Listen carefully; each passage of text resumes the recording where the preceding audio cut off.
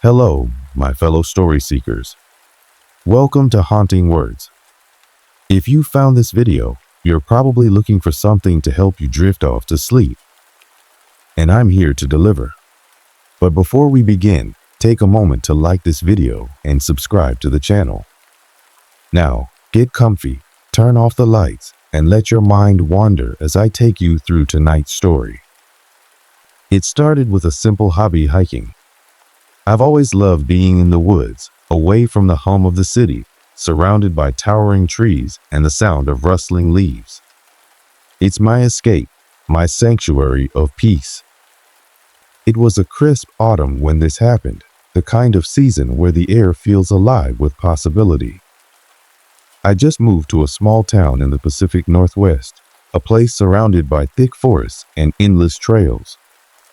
The woods were practically calling to me. My routine was simple. I worked from home, logging hours on my laptop during the week, and spent my weekends hiking through trails that seemed almost untouched by time. There were no grand adventures, no daring climbs, just me, a backpack with water and snacks, and the endless comfort of solitude.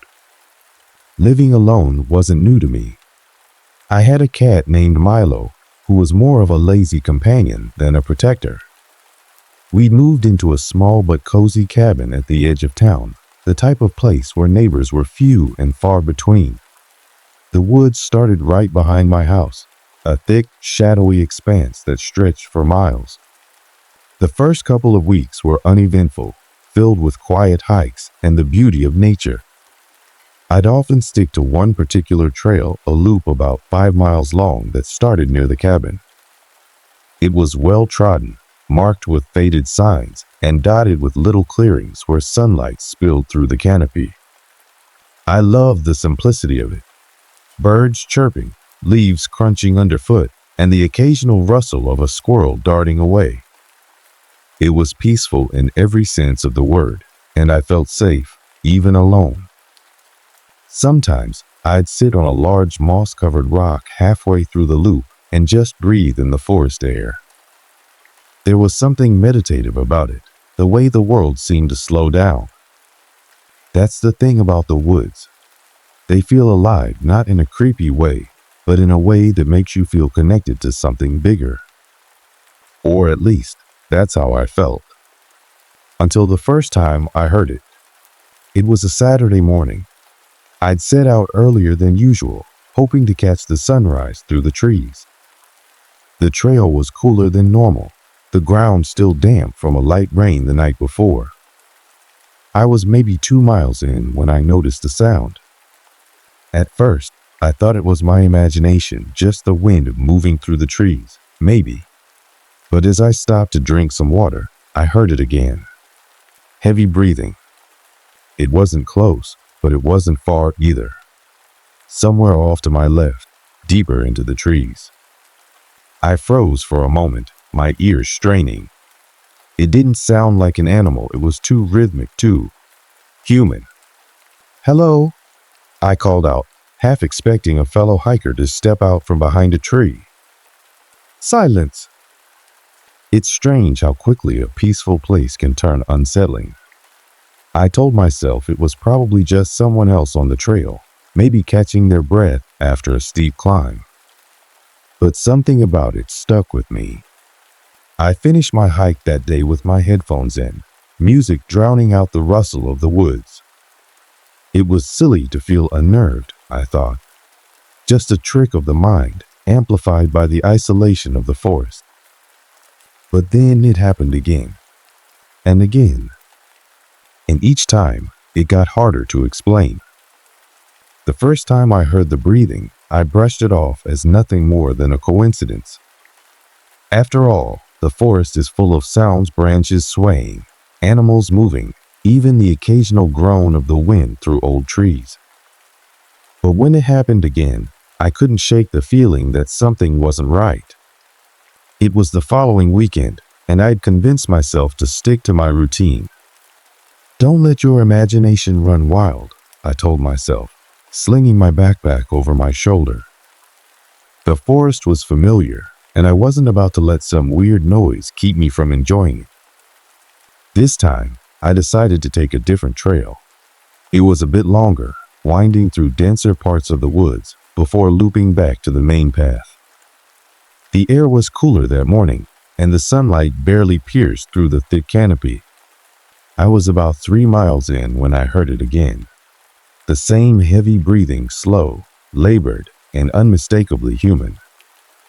This time, it was closer.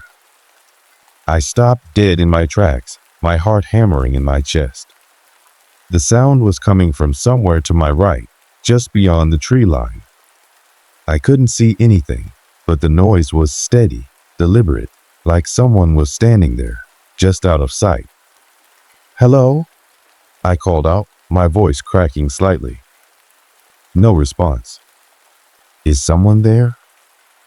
The breathing stopped. I waited, straining to hear something, anything, but there was only silence.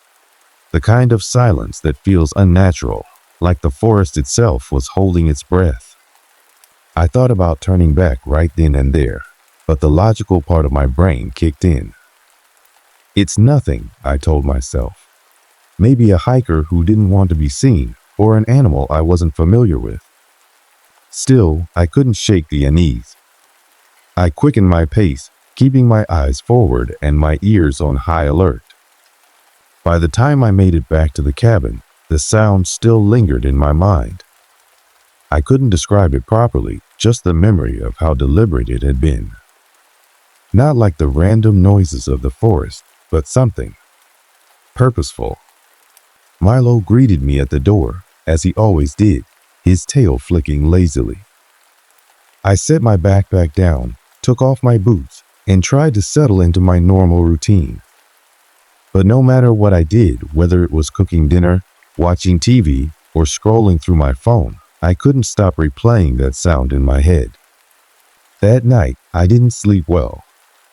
I kept imagining someone standing outside the cabin, just beyond the line of trees, breathing heavily and waiting for me to come back.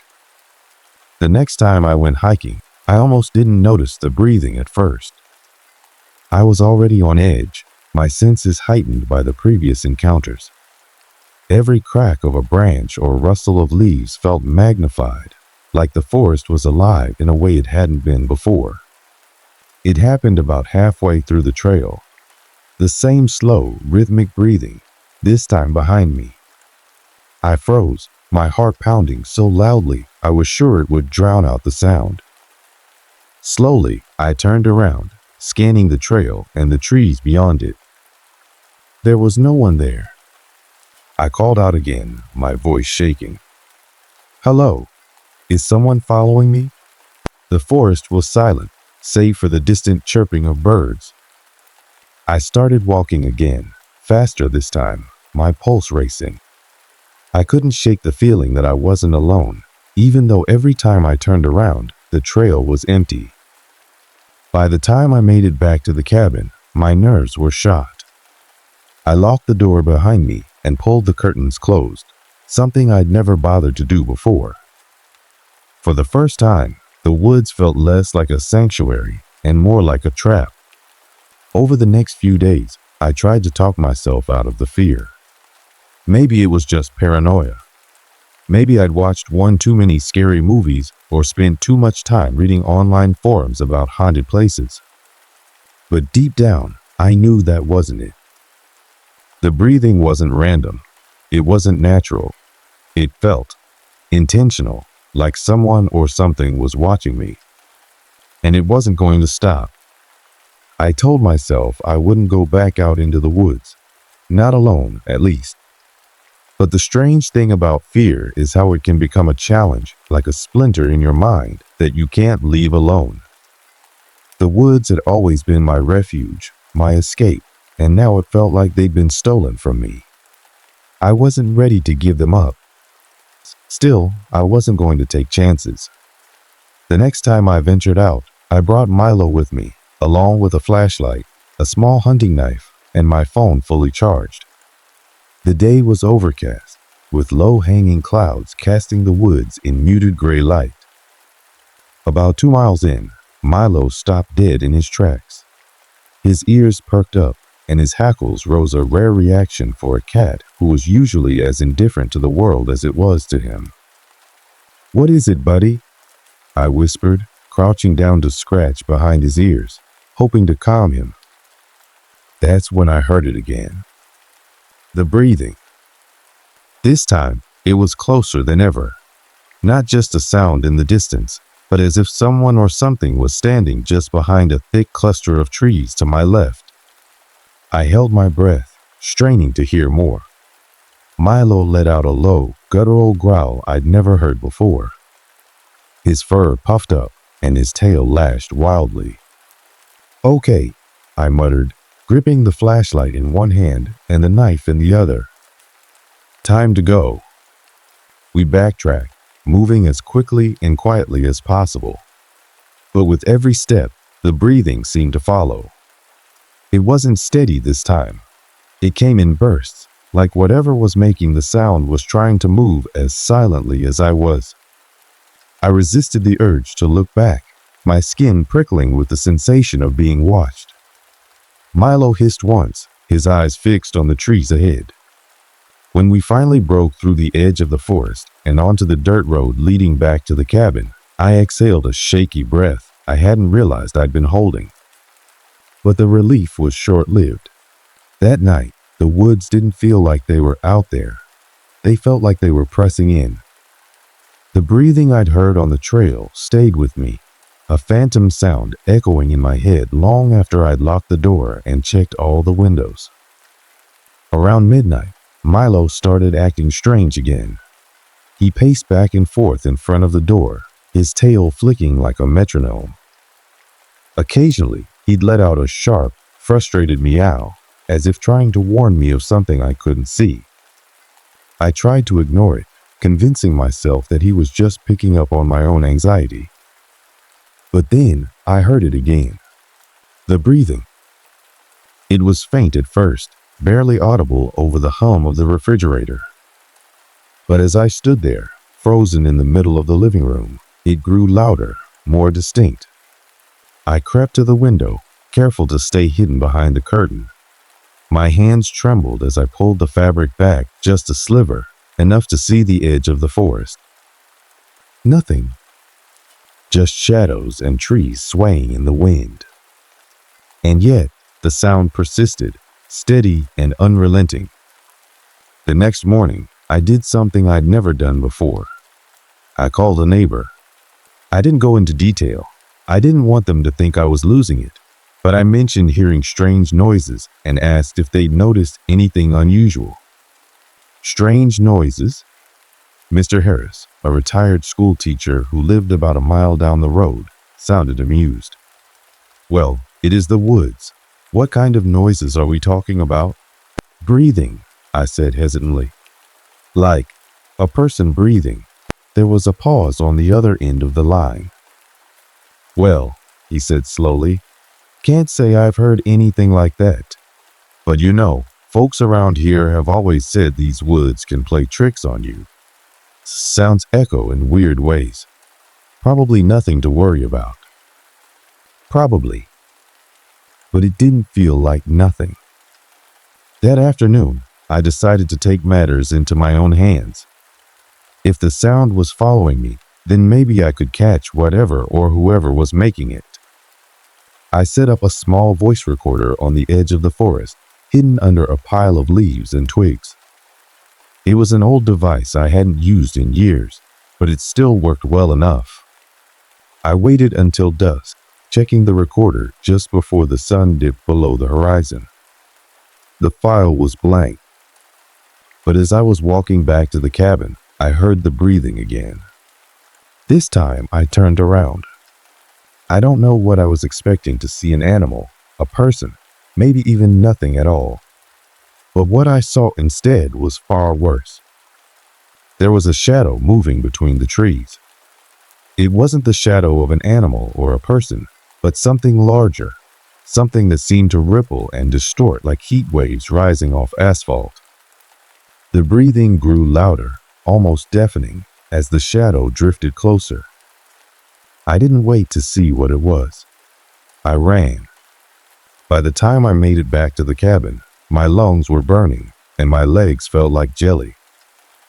Milo was already at the door, yowling and pawing at the window as if trying to get my attention. When I finally stepped inside and locked the door, I collapsed onto the floor, gasping for breath. The forest wasn't just playing tricks on me. Something was out there. That night, sleep didn't come. Every creak of the cabin, every rustle of the wind outside had my heart pounding in my chest.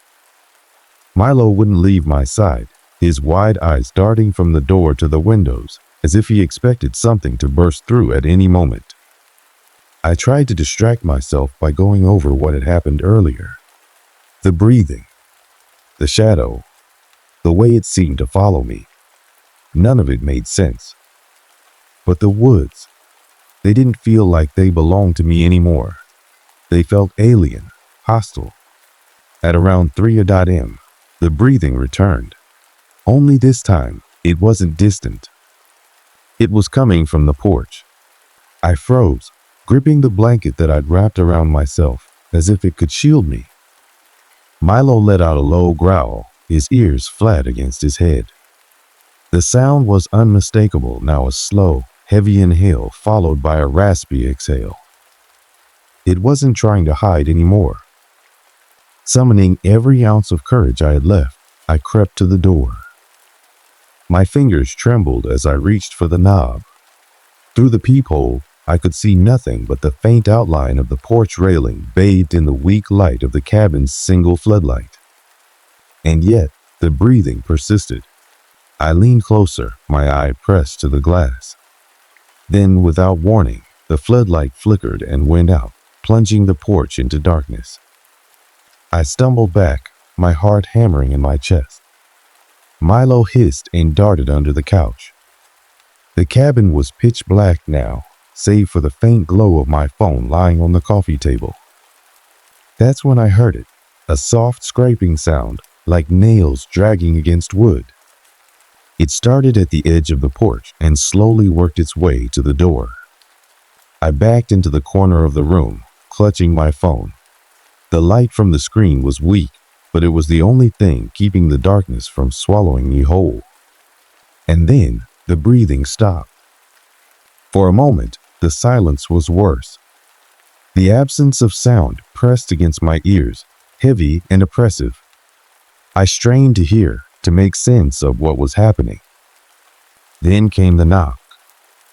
It wasn't a loud knock. It was soft, almost polite. 3 quick raps against the wooden door, as if whatever was on the other side was waiting for an invitation to come in. I didn't move. I couldn't move. The knock came again, this time harder, more insistent.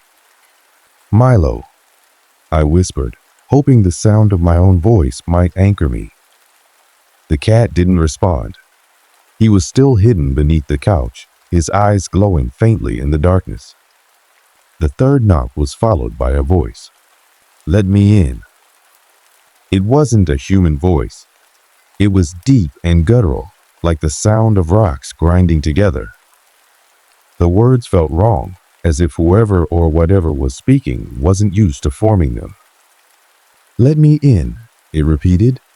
I swallowed hard, gripping my phone tighter.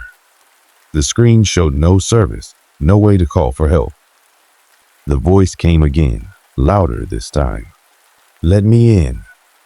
I don't know what possessed me to move, but I found myself crawling toward the window, hoping to catch a glimpse of whatever was outside. My hands shook as I pulled the curtain back just enough to peek out. What I saw made my blood run cold. There was a figure standing on the porch, but it wasn't human. It was tall and thin, its limbs too long and its joints bent at unnatural angles. Its head was tilted to the side, and where a face should have been, there was only darkness. The breathing started again, louder than ever, as the figure slowly turned toward the window. I dropped the curtain and scrambled back, my heart threatening to burst from my chest. The knocks turned into pounding, the door shaking on its hinges as the voice grew more desperate. "Let me in." I thought the door was going to give way when everything suddenly stopped. The pounding, the voice, the breathing, it all ceased in an instant, leaving the cabin eerily silent. I waited, my body pressed against the wall, every muscle tense. Minutes passed, then hours. I didn't move until the first rays of sunlight crept through the cracks in the curtains. When I finally worked up the courage to check the porch, there was nothing there. No signs of the figure, no scratches on the wood, no evidence that anything had happened. But I knew it wasn't over. The first thing I did when the sun was fully up was grab my keys and shove everything I could into my backpack. I had no intention of spending another second in that cabin. Milo was still under the couch, his fur bristled, but he didn't protest as I scooped him up and placed him in his carrier. The woods, now illuminated by the morning light, looked deceptively peaceful. Birds chirped in the distance, and the fresh scent of pine filled the air.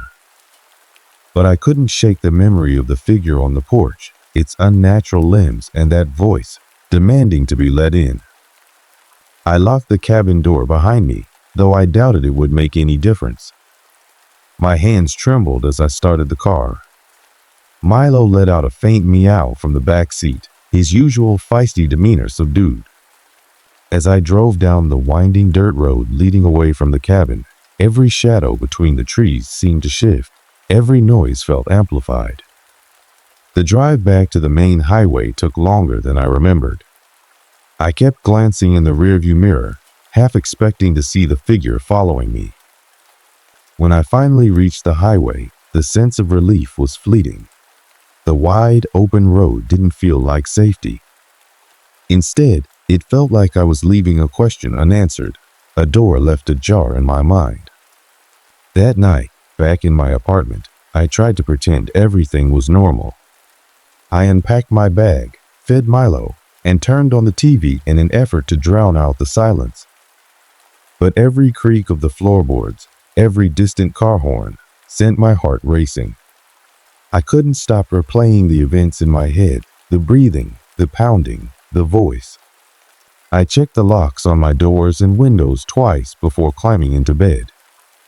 Milo curled up beside me, but he kept his eyes fixed on the bedroom door, his ears twitching at the faintest sounds. The next morning, I decided to talk to someone about what had happened. I called the rental agency for the cabin, hoping for some kind of explanation or at least reassurance that I wasn't losing my mind. "Did anyone else report anything strange about the place?" I asked, trying to keep my voice steady. There was a pause on the other end of the line. "What do you mean by strange?" the woman asked cautiously. I hesitated, unsure how much to share. I heard things, saw something outside." Her tone shifted, becoming defensive. "Well, the cabin's in the middle of the woods. It's not uncommon to hear animals or the wind playing tricks on your mind." "It wasn't animals," I said firmly, "and it wasn't the wind." Another pause. "You're not the first person to say something like that," she admitted quietly. "But there's never been any evidence. No one's ever been hurt, if that's what you're worried about." Her words did little to comfort me. If anything, they made me feel worse. I wasn't alone in what I'd experienced, but no one had any answers.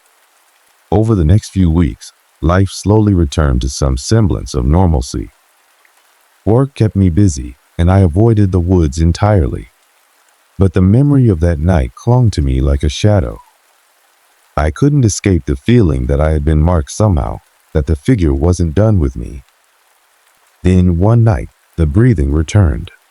I was lying in bed when I heard it, a slow, heavy inhale followed by a raspy exhale. My chest tightened as I sat up, straining to listen. It wasn't coming from outside this time. It was in the apartment. Milo bolted from the bed, his claws skittering on the hardwood floor as he disappeared into the living room. I grabbed my phone, fumbling to turn on the flashlight. The beam of light cut through the darkness, but it did nothing to ease my fear. The breathing grew louder, closer. "Milo?" I whispered, my voice trembling. The light from my phone flickered, then died, plunging the room into darkness. And then, just as suddenly as it had started, the breathing stopped. The next morning, I packed a bag and left town. I didn't care about work or my lease or anything else. I just needed to get away. I didn't have a plan or a destination in mind, just an overwhelming urge to run. But even as I drove, putting miles between myself and the apartment, I couldn't shake the feeling that it wouldn't be enough. That whatever was following me wasn't bound to a place. It was bound to me. I wish I could tell you that life went back to normal after that trip. That the fear faded, the memories dulled, and the shadows in my mind were just figments of an overactive imagination. But I'd be lying. It's been 6 months since that night in the cabin, and I still carry it with me. I've done everything I can to forget, to erase that part of my life. I sold the cabin, deleted every picture from that trip, and threw away anything that reminded me of the woods. But forgetting is impossible when the fear is still so real. I don't hike anymore. Even the thought of walking through a quiet park sends a chill down my spine. I stick to crowded places, surrounded by people and noise. It's comforting, in a way, to know there are witnesses if something happens. But even in the city, I'm not safe. Last week, I was sitting in my living room, trying to relax after a long day. Milo was curled up next to me, his fur finally back to its usual soft sheen. He'd adjusted better than I had, or so I thought. Then it happened. It was faint at first, a low, rhythmic sound, almost imperceptible against the hum of the refrigerator and the occasional honk from the street below. I strained my ears, trying to place it. It didn't take long to recognize it. Breathing. Heavy, deliberate breathing. I froze, my heart hammering in my chest. The sound wasn't coming from outside, but inside the apartment. I turned toward the window, the door, anywhere that might give me an answer. But the room was empty. Milo lifted his head, his ears twitching. He growled, low and guttural, staring at the hallway that led to the bedroom. The sound grew louder, closer. I didn't wait to see what would happen. I grabbed Milo and bolted out of the apartment, not even bothering to lock the door behind me. I spent the night at a friend's place, trying to explain what had happened without sounding insane. She tried to reassure me that it was just my imagination, that I was still traumatized from the trip, and that I needed help to move on. But when I got back to my apartment the next morning, the door was wide open. Nothing was taken. Nothing was out of place except for the small pile of dirt in the center of the living room floor. Dirt, just like the soil from the woods. Now, I'm writing this as a warning. I don't know what's out there in those woods or why it chose me. But it's not something you can escape, no matter how far you run. Sometimes I still hear it at night when the world is quiet and the shadows are long. Heavy breathing just beyond the edge of the light. And I know it's waiting for me to make a mistake. Maybe it's waiting for you too. Stay safe, my friends. And whatever you do, don't go into the woods alone. This happened to me a few years ago, back when life was simpler. I was in my late 20s, working a standard 9-to-5 job in the city. Weekdays were a grind of office deadlines, awkward small talk with colleagues, and the humdrum of routine. My escape was the weekends. Every Saturday, I'd hop into my old hatchback and drive to nearby trails, forests, or small towns. Something about the open road and nature grounded me in a way that city life couldn't.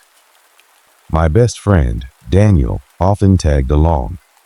We'd been friends since college, sharing a love for adventure and a tendency to laugh at our bad luck. He'd joke that I had a knack for taking the wrong turn and stumbling onto hidden gems or questionable detours. "You're like a human compass," Daniel would say, "except the kind that gets people lost." But that was part of the fun. Whether it was finding a secluded hiking spot or an old diner with greasy fries, every trip had its own story. On this particular weekend, the plan was simple: explore a new area we hadn't been to before. Daniel was out of town, so it was just me. I grabbed my usual gear: water, snacks, a first aid kit, and my phone for navigation, and set out early Saturday morning. The air had that crisp autumn chill, the kind that wakes you up better than coffee. I hadn't picked a specific destination, just a vague direction toward the countryside. The idea was to see where the day took me. I was about an hour into the drive, enjoying the golden hues of the leaves and the quiet of backroads, when I stopped for gas at a small, unassuming station. It was the kind of place with one pump and a dusty little shop inside. While paying for a soda, I noticed a basket of folded maps near the counter. "People still use these?" I joked to the cashier, a grizzled older man who barely looked up from his newspaper. "Some folks do," he said gruffly. "This one's special. Local routes, hidden paths, stuff you won't find online." That piqued my interest. I liked the idea of finding a path less traveled, so I grabbed one and paid the extra couple of bucks. It was an old-fashioned paper map, slightly yellowed at the edges. The roads were hand-drawn, with a few landmarks marked in faded ink. "You heading anywhere in particular?" the cashier asked as he handed me change. "Not really," I said. "Just exploring." He paused, his eyes narrowing slightly. "Stick to the main roads. Some places ain't worth finding." I laughed nervously, unsure if he was serious or just playing into the whole mysterious small-town vibe. Either way, I didn't think much of it as I got back in my car and unfolded the map. One route stood out immediately. It was marked in bold red ink, weaving through a forested area I hadn't heard of before. The endpoint had a name scrawled in messy cursive: Ash Grove Hollow. It sounded intriguing, so I decided to follow it. The road was narrow and winding, flanked by towering trees that cast long shadows across the asphalt. I turned on some music and settled into the drive, enjoying the sense of adventure. At first, it was peaceful: just me, the road, and the endless stretch of nature. But as the miles passed, the scenery began to change. The trees grew denser, their branches intertwining overhead to form a canopy that blocked out most of the light. The air felt cooler, almost damp, and the hum of civilization faded into silence. I told myself it was just the isolation playing tricks on me. After all, this was exactly what I'd wanted: a break from the noise and crowds. But a small part of me couldn't shake the feeling that I was being watched. I pushed the thought aside and focused on the map, tracing the red route with my finger. It looked like I was getting close to Ash Grove Hollow, but the markings on the map were vague. There were no signs, no mile markers, nothing to indicate I was heading the right way. Then, out of nowhere, I came to a fork in the road. One path was paved and well-maintained, leading back toward what looked like civilization. The other was a dirt trail, barely wide enough for my car, and completely overgrown. The map showed the red line continuing down the dirt trail. Logic told me to turn around, to stick to the paved road, but curiosity won out. I told myself it was just a shortcut, nothing to worry about. So, with a deep breath, I turned onto the dirt trail and kept going. The further I drove, the rougher the path became. Branches scraped against the sides of my car, and the wheels crunched over uneven ground. I couldn't shake the feeling that I was heading somewhere I wasn't supposed to go. And then, as the trail narrowed even further, I saw it, a small wooden sign, half hidden by moss and leaves. The words carved into it were barely legible, but I could make them out if I squinted. Ash Grove Hollow, 2 miles. I should have turned back. Every instinct in me screamed to stop the car and leave. But I didn't. Because by then, I wasn't just curious. I was compelled. The dirt trail grew narrower as I drove, and with every turn, I felt the trees closing in around me. Their branches seemed to twist unnaturally, their silhouettes sharper against the dimming light. The silence was oppressive. No birds, no wind, not even the faint rustle of leaves. Just the crunch of gravel under my tires. I glanced at the map, still sitting on the passenger seat. The bold red line was clear, unbroken, and led directly to Ash Grove Hollow. But something strange caught my eye. The further along the route I went, the more smudged and uneven the ink looked. Like the map itself didn't want to be read anymore. At first, I chalked it up to old paper and poor maintenance. But as I rounded a bend, the unease I'd been ignoring finally bubbled to the surface. There, in the middle of the road, stood a deer. I hit the brakes hard, my heart pounding as the car came to a skidding stop. The deer didn't move. It didn't flinch, didn't blink. It just stood there, staring at me. Its eyes were wrong, too wide, too focused, and its body seemed almost rigid, as though it wasn't alive but frozen in place. I waited, unsure of what to do. Normally, animals scatter when they see a car, but this deer seemed rooted to the spot, unbothered by the headlights glaring into its face. "Come on, move," I muttered, my voice shaky. I honked the horn. The sound shattered the silence, echoing through the forest. But the deer didn't react. It just kept staring, its unblinking eyes fixed on mine. A chill ran down my spine. I couldn't explain it, but the longer I looked at the deer, the more wrong it felt. Something about it was off. I reached for my phone to take a picture, thinking maybe I was imagining things. But as soon as I lifted the phone, the deer twitched violently and bolted into the woods. Its movements were jerky and unnatural, like a marionette being yanked by invisible strings. The silence returned, heavier than before. I sat there for a moment, gripping the steering wheel and trying to steady my breathing. It's just an animal, I told myself. Nothing to freak out about. But the rational part of my brain was losing ground. I glanced at the map again, half expecting the red line to be gone. It was still there, leading me forward. Against my better judgment, I put the car back in gear and kept driving. The trail became even rougher, the branches overhead blocking out what little light remained. The air smelled damp, like rotting wood, and the temperature seemed to drop the further I went. I kept glancing into the rearview mirror, half expecting to see the deer standing behind me. But the road was empty. About a mile later, I noticed something else. Small wooden signs began appearing along the sides of the trail, their carvings barely visible in the dim light. At first, they seemed like standard trail markers, but as I slowed down to read them, a pit formed in my stomach. Turn back. Not safe. You don't belong here. The signs looked weathered, as if they'd been there for years. But the carvings were fresh, the edges sharp and clean.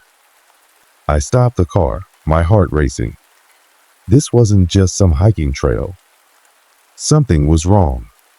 I felt it in my bones. I debated turning around, but the road was too narrow to make a U-turn. Backing up for a mile didn't seem safe either.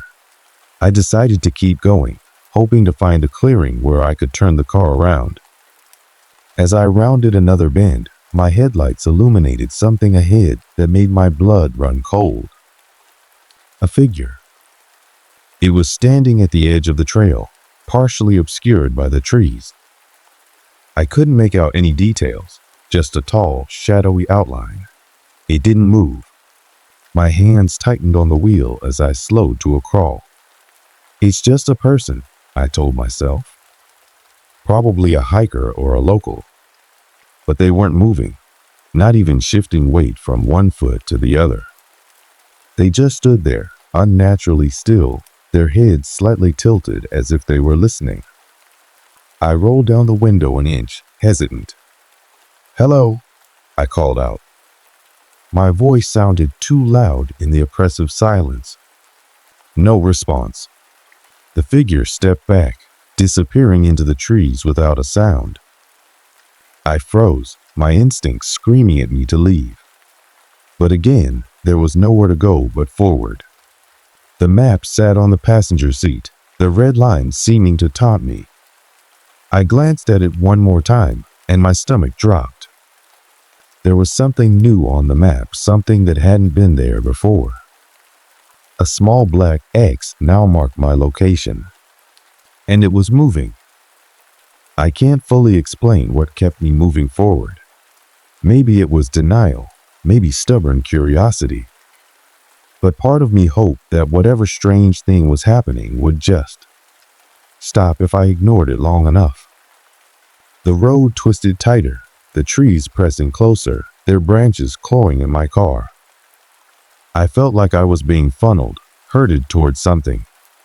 The damp smell grew stronger, tinged now with an odd metallic scent, like rusted iron. My stomach churned, and I cracked the window for fresh air. But the air outside was heavy, almost suffocating. It didn't feel right, as if the forest itself was holding its breath. I glanced again at the map on the passenger seat, and the sight of that moving black X made my skin crawl. It still marked my position, inching forward in time with the car. The red line leading to Ashgrove Hollow now felt less like a guide and more like a trap. I tried rationalizing. It's a prank. Someone's messing with me. But how could they alter the map? And why? The deeper I drove, the more signs appeared. Leave now. No way out. The words were carved deeply, almost angrily, into rotting wood. The signs looked as old as the trees around them, yet the letters were too crisp, too deliberate. And then the music cut out. The playlist on my phone, which had been quietly playing in the background, stopped mid-song. I glanced at the screen. Error, no service. That didn't make sense. The music was downloaded. I tried restarting it, but nothing worked. Then faintly, a crackling sound came through the car speakers. Like static, but with something beneath it whispers, maybe, or faint voices. I turned the volume down, but it didn't stop. It just grew louder, like it was seeping into the car itself. That's when I saw it again. The figure. It was standing in the middle of the road this time, illuminated by my high beams. My foot slammed the brakes, and the car skidded to a stop. Now I could see it more clearly. It was tall, unnaturally so, with limbs that seemed just slightly too long. Its outline was vague, like smoke trying to hold a solid form. But what struck me the most was its head, or rather, the absence of one. Where a face should have been, there was only emptiness. It didn't move. It didn't flinch. It just stood there, blocking the path.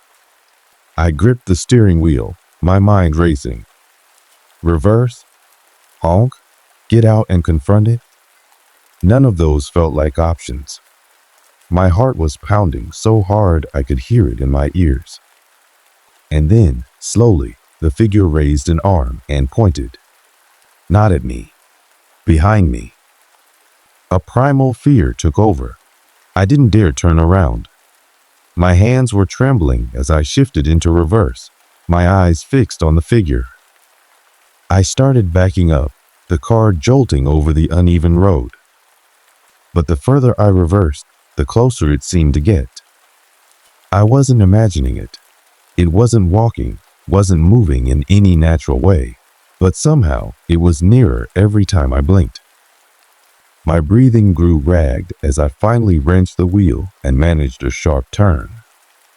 I floored the accelerator, speeding back the way I'd come. Branches scraped against the car, the headlights bouncing wildly with every bump in the trail. But the path wasn't the same anymore. It should have been a straight shot back to the fork, but now the road twisted and curved in impossible ways. At one point, I found myself back at the wooden sign that read Ashgrove Hollow 2 miles, even though I knew I'd been driving away from it. Panic set in. I slammed the brakes again, the car skidding to a stop. I leaned over and grabbed the map, desperate for some clue. That's when I saw the black X again. It wasn't moving anymore. It was still planted firmly on the red line, just at the edge of Ashgrove Hollow. And right next to it, scrawled in faint ink, was a word I hadn't noticed before. Welcome. My vision blurred with tears as I crumpled the map and threw it into the back seat. I couldn't think straight. The air in the car felt suffocating, pressing down on my chest. Then I heard it, a soft tapping. It was coming from the passenger side window. I whipped my head around, and there it was. The figure was right outside the car, its featureless face pressed against the glass. Its smoky form seemed to ripple, like it was struggling to hold itself together. I screamed, throwing the car into gear and flooring the accelerator. The tires spun for a moment before catching, and the car lurched forward. The tapping stopped, but the oppressive feeling didn't. Branches clawed at the windshield as I sped down the impossible trail. I didn't know where I was going anymore, just away. And then, suddenly, the trees broke. I burst into a clearing, slamming the brakes as the car skidded to a stop. The headlights illuminated an old, crumbling building ahead. Its walls were covered in vines, the windows shattered and gaping like empty eyes. Above the doorway, a wooden sign swayed gently in the still air. Ashgrove Hollow. The red line on the map had led me here. The signs, the figure, everything it had all been pushing me to this point. And now I was here. I stared at the building, my heart pounding. I wanted to leave, to turn around and never look back. But the tapping started again. This time, it was coming from inside the car. I froze, gripping the steering wheel so tightly my knuckles ached. The tapping continued, faint but deliberate, like fingernails softly rapping against glass. My breaths came in shallow gasps as I scanned the interior of the car. Empty. At least, it looked empty. The sound was coming from the back seat. Slowly, as if any sudden movement would shatter the fragile air around me, I adjusted the rearview mirror. And there it was.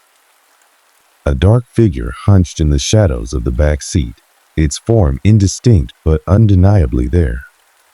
Its head, or what should have been its head, was tilted, leaning forward as if examining me. My stomach churned as a cold, oppressive wave of dread washed over me. I couldn't move, couldn't scream. The world outside the car faded, and all I could hear was the soft, rhythmic tapping against the window. Then the figure spoke.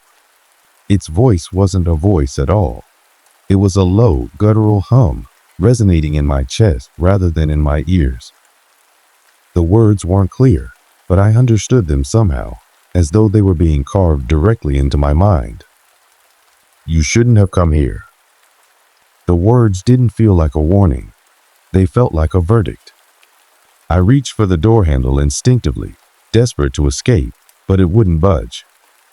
My other hand fumbled for the key in the ignition, trying to turn it off and restart the car, but the engine sputtered uselessly. And then, without warning, the figure in the back seat moved. It didn't climb or crawl or shift, it simply was. One moment, it was in the shadows of the back seat. The next, it was beside me in the passenger seat, its faceless head inches from mine. The tapping stopped. A low, suffocating hum filled the car, vibrating through my chest and making my teeth ache. I pressed myself against the driver's side door, every muscle in my body trembling. "Look," it said. Its hand, if you could call it that, rose slowly, pointing toward the crumbling building in front of us. The vines seemed to shudder as though they too were alive.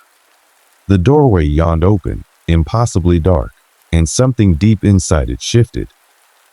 "Go," it commanded. I shook my head violently, tears streaming down my face. My voice broke as I whispered, "I don't want to. Please let me leave." The hum deepened, vibrating so hard it felt like my skull might crack. The thing beside me tilted its head, as if considering my plea. And then slowly, it leaned closer, its featureless face almost brushing mine. "You have no choice." The locks on the doors clicked all at once. I jumped, my heart pounding as the passenger door creaked open. The figure didn't move, it simply vanished, dissolving into smoke that seemed to seep into the air around me. My body moved on its own. It wasn't a decision, wasn't an act of will. I stepped out of the car, the cold night air biting at my skin. The silence was deafening, the oppressive weight of the forest pressing in on all sides. I turned toward the building. The doorway was impossibly dark, a blackness that seemed to swallow the weak light of the moon. My feet carried me forward, even as my mind screamed at me to stop. The steps leading to the entrance were crumbling, but they held as I ascended. The air grew colder, heavier with each step. By the time I reached the threshold, I could feel my breath coming in ragged gasps, like the air itself didn't want to enter my lungs. Inside, the darkness was complete. I fumbled for my phone, turning on the flashlight. The beam cut weakly through the black, illuminating the bare, rotting walls and the crumbling floor beneath my feet. The smell hit me then, thick and metallic, like blood and decay. My stomach churned, and I pressed a hand to my mouth to keep from gagging. And then I saw it. In the center of the room was a table. On it lay an object covered in cloth, the fabric stained and fraying at the edges. The air around it seemed to pulse, as if it were alive. I didn't want to approach it. Every fiber of my being screamed to turn and run. But something compelled me, the same force that had led me here. The flashlight in my hand flickered, the beam dimming as I stepped closer. My fingers trembled as I reached for the cloth. When I pulled it back, the breath left my lungs in a choked gasp. It was me. Or at least, something that looked like me. A twisted, hollow version of myself, its eyes sunken and its skin gray. The figure on the table was still, but its face was frozen in an expression of sheer terror. My vision blurred, my body trembling uncontrollably. I stumbled back, nearly dropping the flashlight. That's when the whisper started. Low, indistinct voices filled the room, growing louder with each passing second. The walls seemed to close in, the darkness pressing harder against me. And then the figure on the table moved. Its head turned slowly, the hollow eyes locking onto mine.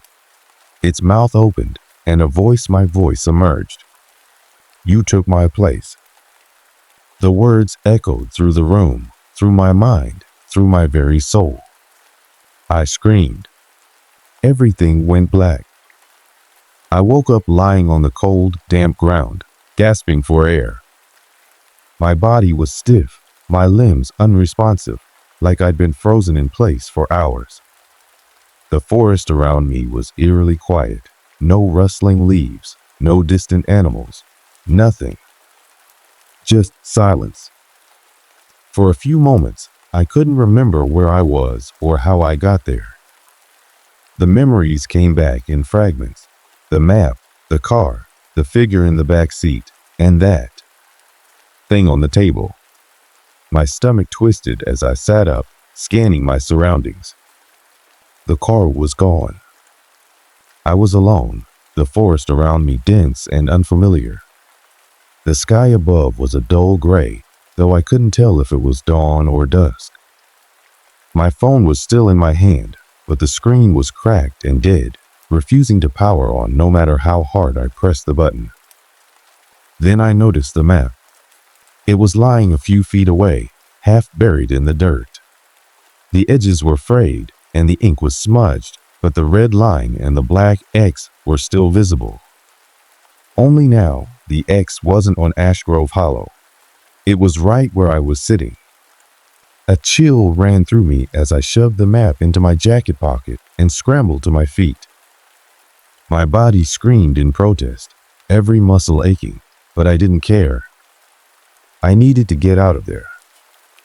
I chose a direction at random and started walking, pushing through the dense undergrowth. The trees loomed overhead, their twisted branches blocking most of the weak light filtering through the clouds. Every step felt heavier, the air growing thicker, harder to breathe. Time lost meaning. I had no idea how long I'd been walking, minutes, hours. The forest seemed endless, the same gnarled trees repeating over and over. My legs ached, my throat dry and raw, but I couldn't stop. Then, in the distance, I saw it, a clearing. Relief flooded through me as I stumbled toward it, my pace quickening despite the pain. When I reached the edge, I froze. It wasn't just any clearing. It was the clearing. The same crumbling building stood before me, its vine-covered walls and shattered windows exactly as I'd left them. My heart sank, panic rising in my chest as I realized I'd somehow circled back. "No," I whispered, shaking my head. "No, this isn't possible." I backed away, my hands trembling. My foot caught on a root, and I fell hard, the impact jarring my already aching body. As I sat there, gasping for breath, I noticed something new.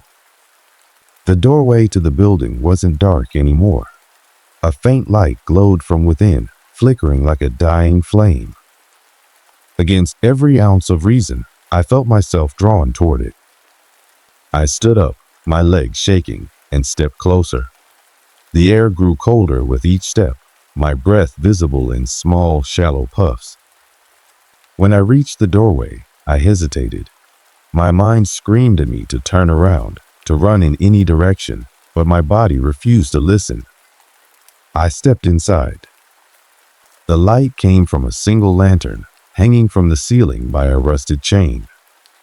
Beneath it, in the exact spot where I'd seen the table, was something else, now a mirror. It was old, the glass warped and mottled with dark stains. My reflection stared back at me, pale and gaunt, with hollow eyes that mirrored the terror I felt. And then it moved. Not me. My reflection. It leaned closer to the glass, its lips curling into a twisted smile. My heart pounded as it raised a hand and pressed it against the inside of the mirror, as if trying to push through. "No," I whispered, backing away. "This isn't real." The reflection's smile widened, its head tilting unnaturally. And then, in a voice that was both mine and not mine, it said, "You can't leave." I stumbled back, my foot catching on the threshold of the doorway. I hit the ground hard, the wind knocked out of me. When I looked up, the light inside the building was gone, the doorway once again shrouded in darkness. But the words still echoed in my mind. I ran. I don't know how I found my way out, but somehow I did. The trees thinned, the oppressive air lifted, and suddenly I was standing at the edge of the highway, my car nowhere in sight. A truck driver stopped and gave me a ride to the nearest town. I didn't tell him the whole story, just that I'd gotten lost, and my car had broken down. He looked at me like he didn't believe a word I said, but he didn't press. When I finally made it home, I collapsed onto my bed and cried. I tried to tell myself it was over, that I was safe. But deep down, I knew better. It's been months since that night, but the events are etched into my memory like scars I can never erase. I've stopped trying to explain it to anyone. How do you describe something that defies reason? At first, I told myself it was over. I was far from Ash Grove Hollow. The map was gone, and I'd survived. But survival doesn't always mean safety. The first sign came 3 weeks later. I was getting ready for bed, brushing my teeth, when I noticed something strange in the bathroom mirror. My reflection seemed delayed, as if it was reacting to my movements a fraction of a second too late. I laughed it off, chalking it up to exhaustion. But then it happened again. And again. Sometimes it wasn't just delayed, it was different. Subtle at first, my reflection blinking when I hadn't, or tilting its head when I was standing still. I tried to convince myself I was imagining it, that it was just my mind playing tricks on me. But it wasn't just the mirror. At night, I started hearing faint noises in the apartment. A soft creak, the rustle of fabric, the distant sound of footsteps. I'd get up to check, heart pounding, but I was always alone. Until I wasn't. One night, I woke up to the sound of something dragging across the floor. The room was pitch black, but I could feel it, a presence, cold and oppressive, hovering just beyond the edge of the bed. I wanted to scream, to move, but my body refused to obey. I could only lie there, frozen, as the darkness pressed in around me. And then I heard it. You can't leave. The voice was low, distorted, but unmistakable. When I finally managed to turn on the light, the room was empty. But the fear didn't leave. Now, I avoid mirrors whenever I can. I cover them with sheets or turn them to face the wall. But even then, I can feel it, the presence, the eyes, watching me. Sometimes, when I pass a reflective surface, I catch a glimpse of something out of the corner of my eye. A shadow that doesn't belong, or a figure standing just behind me. I know it's waiting. For what? I don't know. Maybe for me to look too long. Or maybe for me to give up fighting and give in to whatever it wants. I don't sleep much anymore. When I do, I dream of Ash Grove Hollow, the forest, the building, the thing in the mirror. And every time I wake up, I half expect to find myself back there, staring at that warped glass, my reflection smiling back at me with a malice that feels all too real. If you ever come across an old map, don't follow it. No matter how tempting it seems, no matter how harmless it looks. Because once you start, there's no turning back. I learned that the hard way. And now it's with me forever. This story takes me back to a time I didn't expect would haunt me forever. It all started with a simple job, easy money for a college student like me. I didn't think twice about signing up for a sleep study at a well-regarded clinic in the city. The ad had popped up on a flyer board on campus, promising $200 per night just to sleep while researchers monitored my brain activity. It sounded harmless enough. I mean, who wouldn't want to get paid to do what they already do every night? At the time, I shared a small, dingy apartment with my friend Luke. We were both juggling classes and part-time jobs, constantly scraping by to pay rent and tuition. The sleep study seemed like the perfect gig. Luke even joked that I was going to be a professional napper. The clinic itself was clean and modern, tucked away in a quiet corner of the city near the hospital district. The first time I walked in, I remember how bright the fluorescent lights were and how the receptionist greeted me with a rehearsed smile. Everything seemed sterile and professional.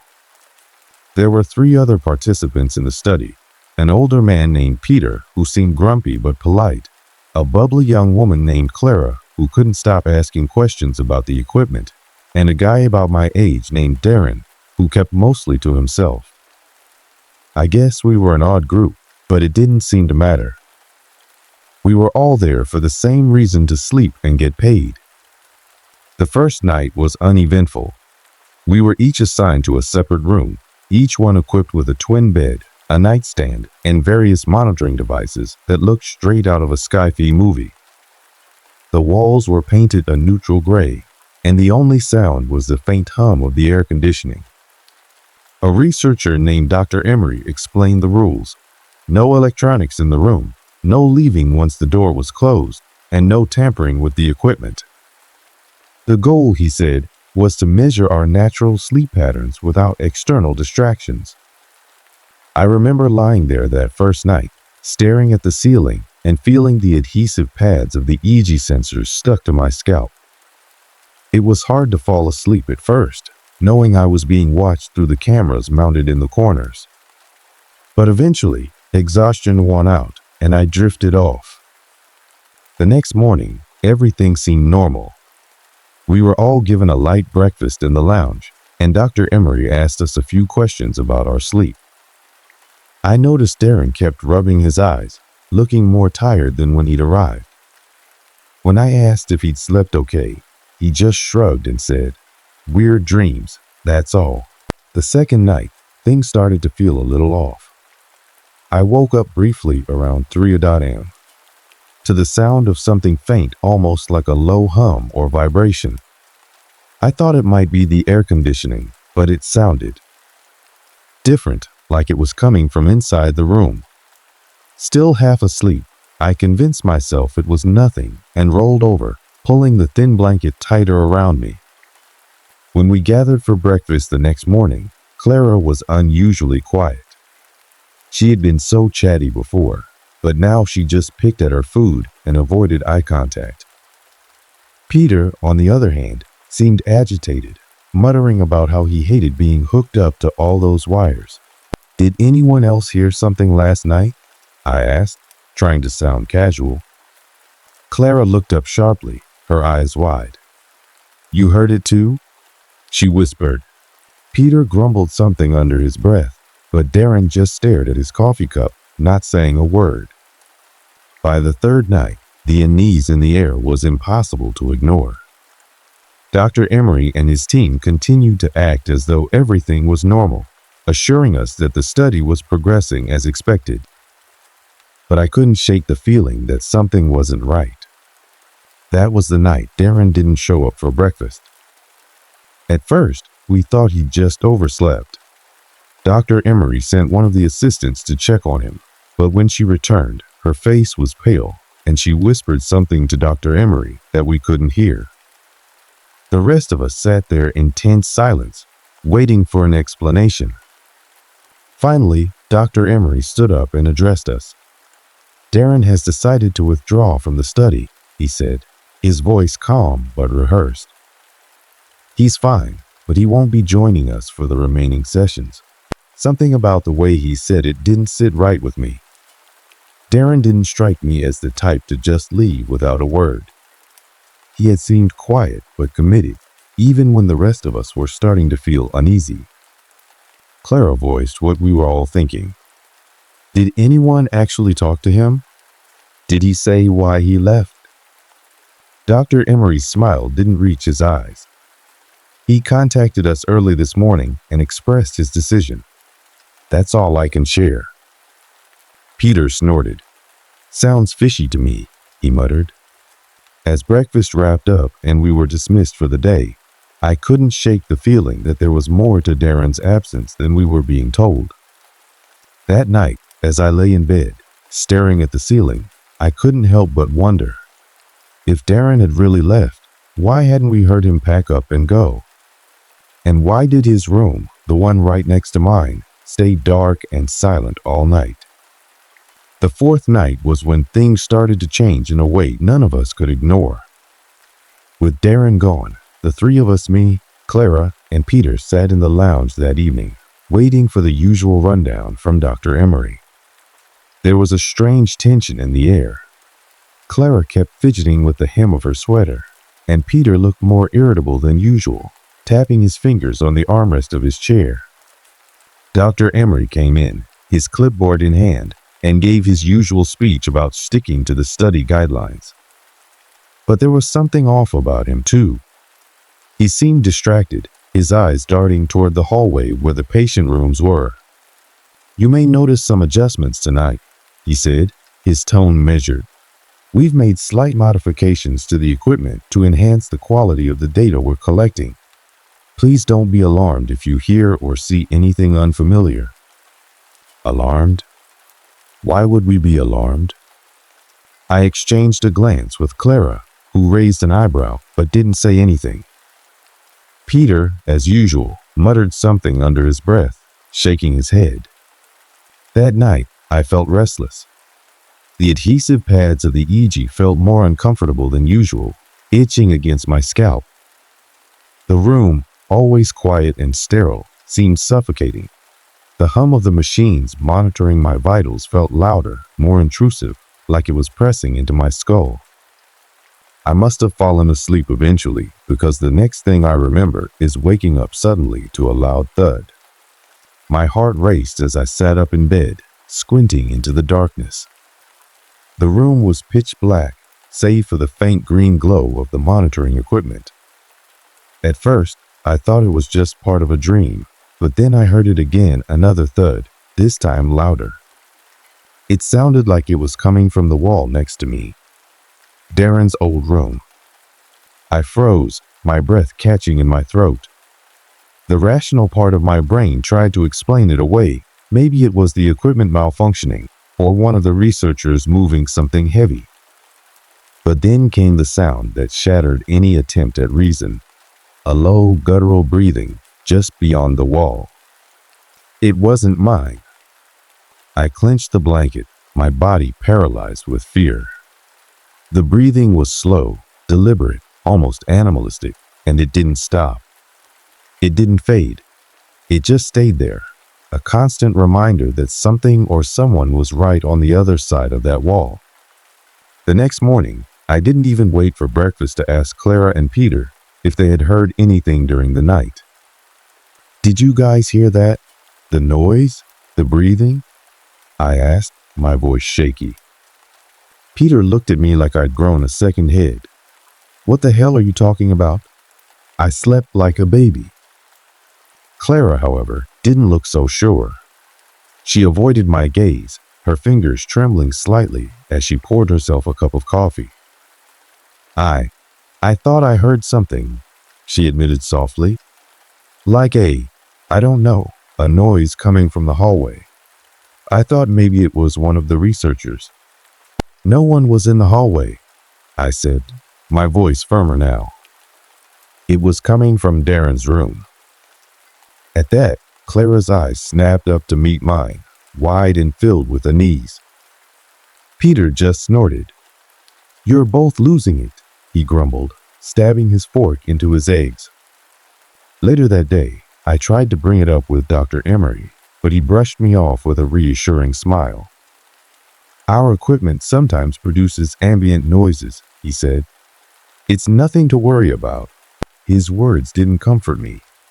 In fact, they only made me more suspicious. If it was just the equipment, why hadn't I noticed those sounds before? And why did it seem to come from a specific spot, the wall where Darren's room was? By the time night fell, I wasn't sure if I wanted to go back to that bed. But the contract was clear.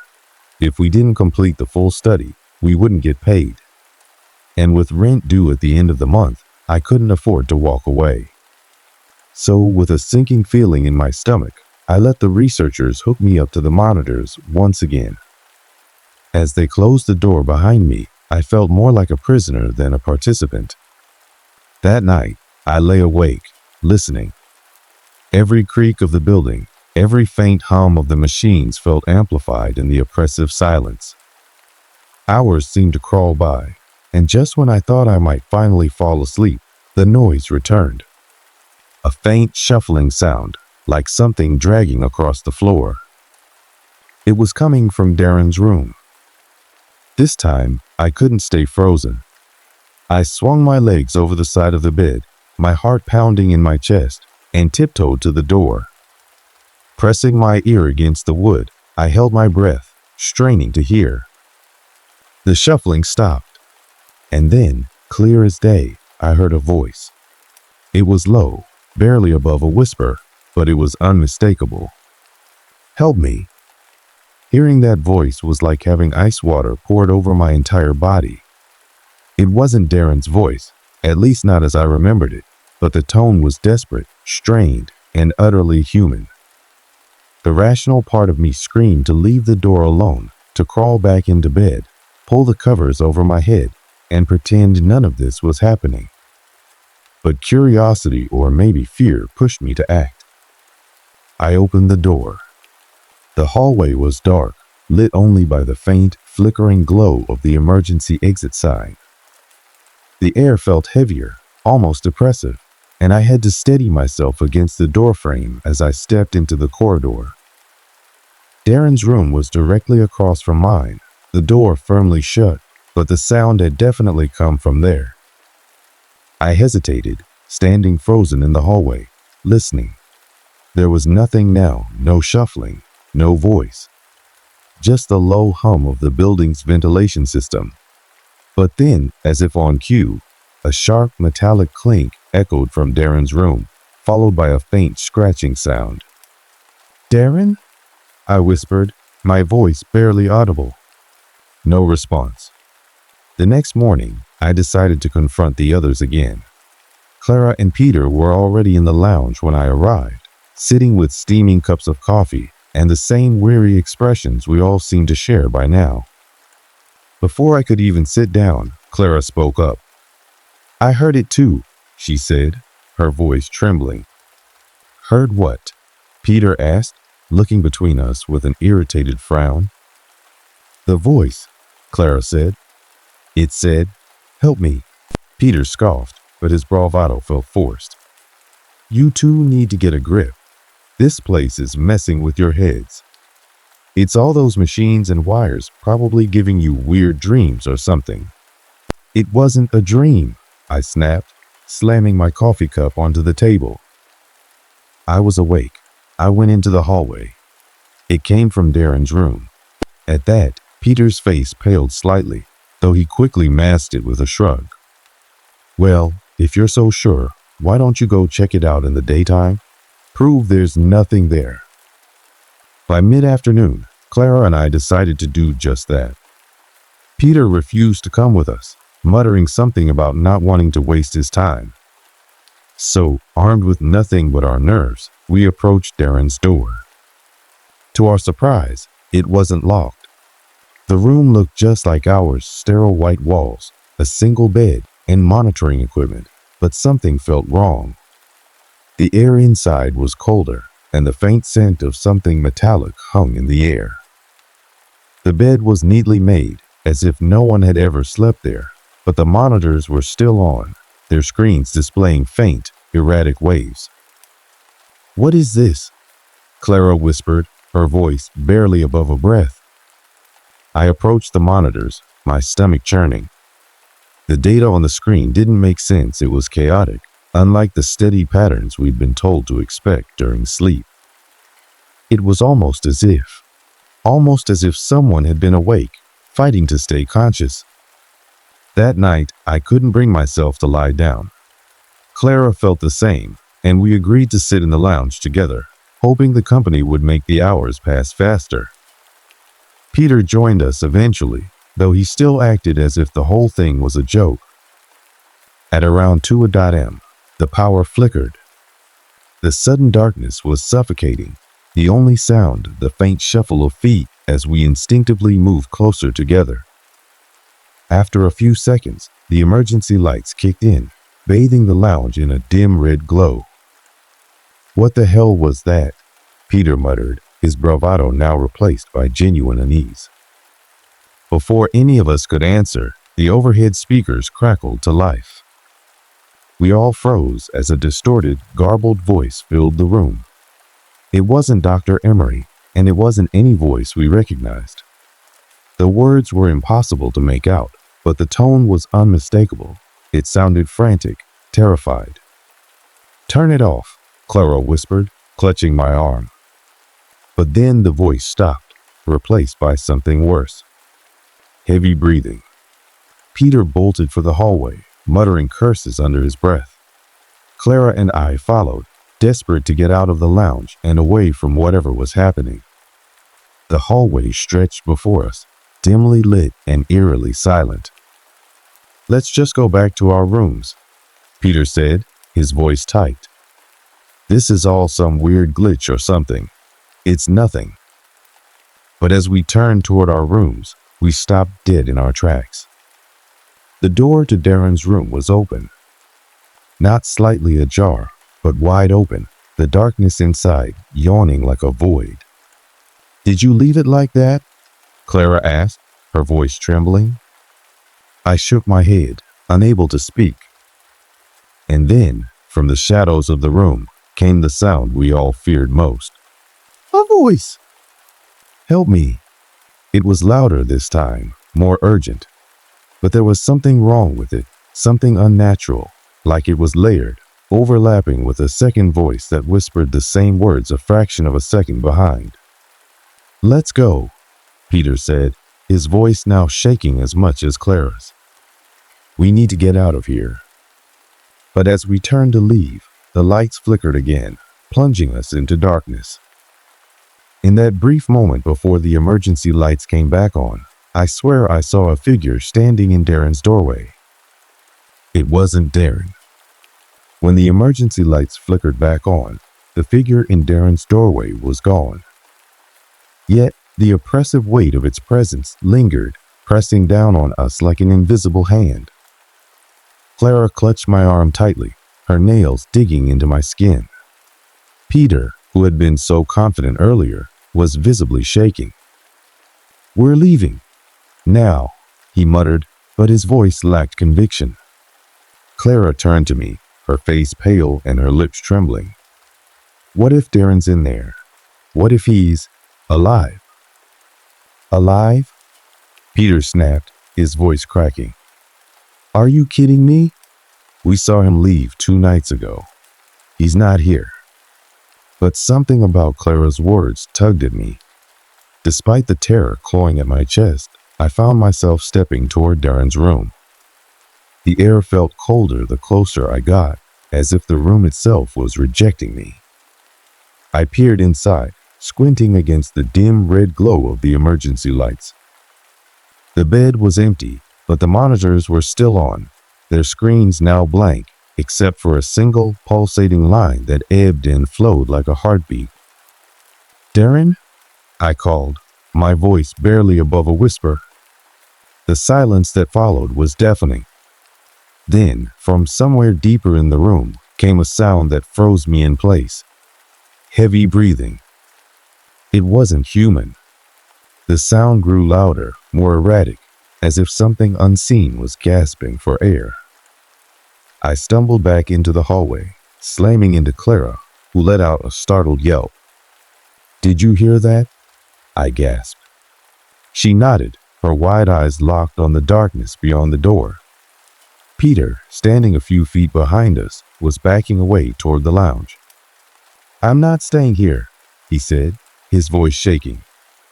"You two can play hero if you want, but I'm done." Before either of us could respond, Peter turned and bolted down the hallway. "Peter, wait." Clara called after him, but he didn't stop. I glanced at her, then back at Darren's room.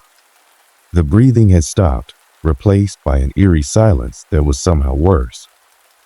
"We can't just leave him," I said, my voice trembling. Clara hesitated, torn between her fear and her loyalty. Finally, she nodded. "Okay, but we need to be quick." We stepped into the room together, the cold air enveloping us like a shroud.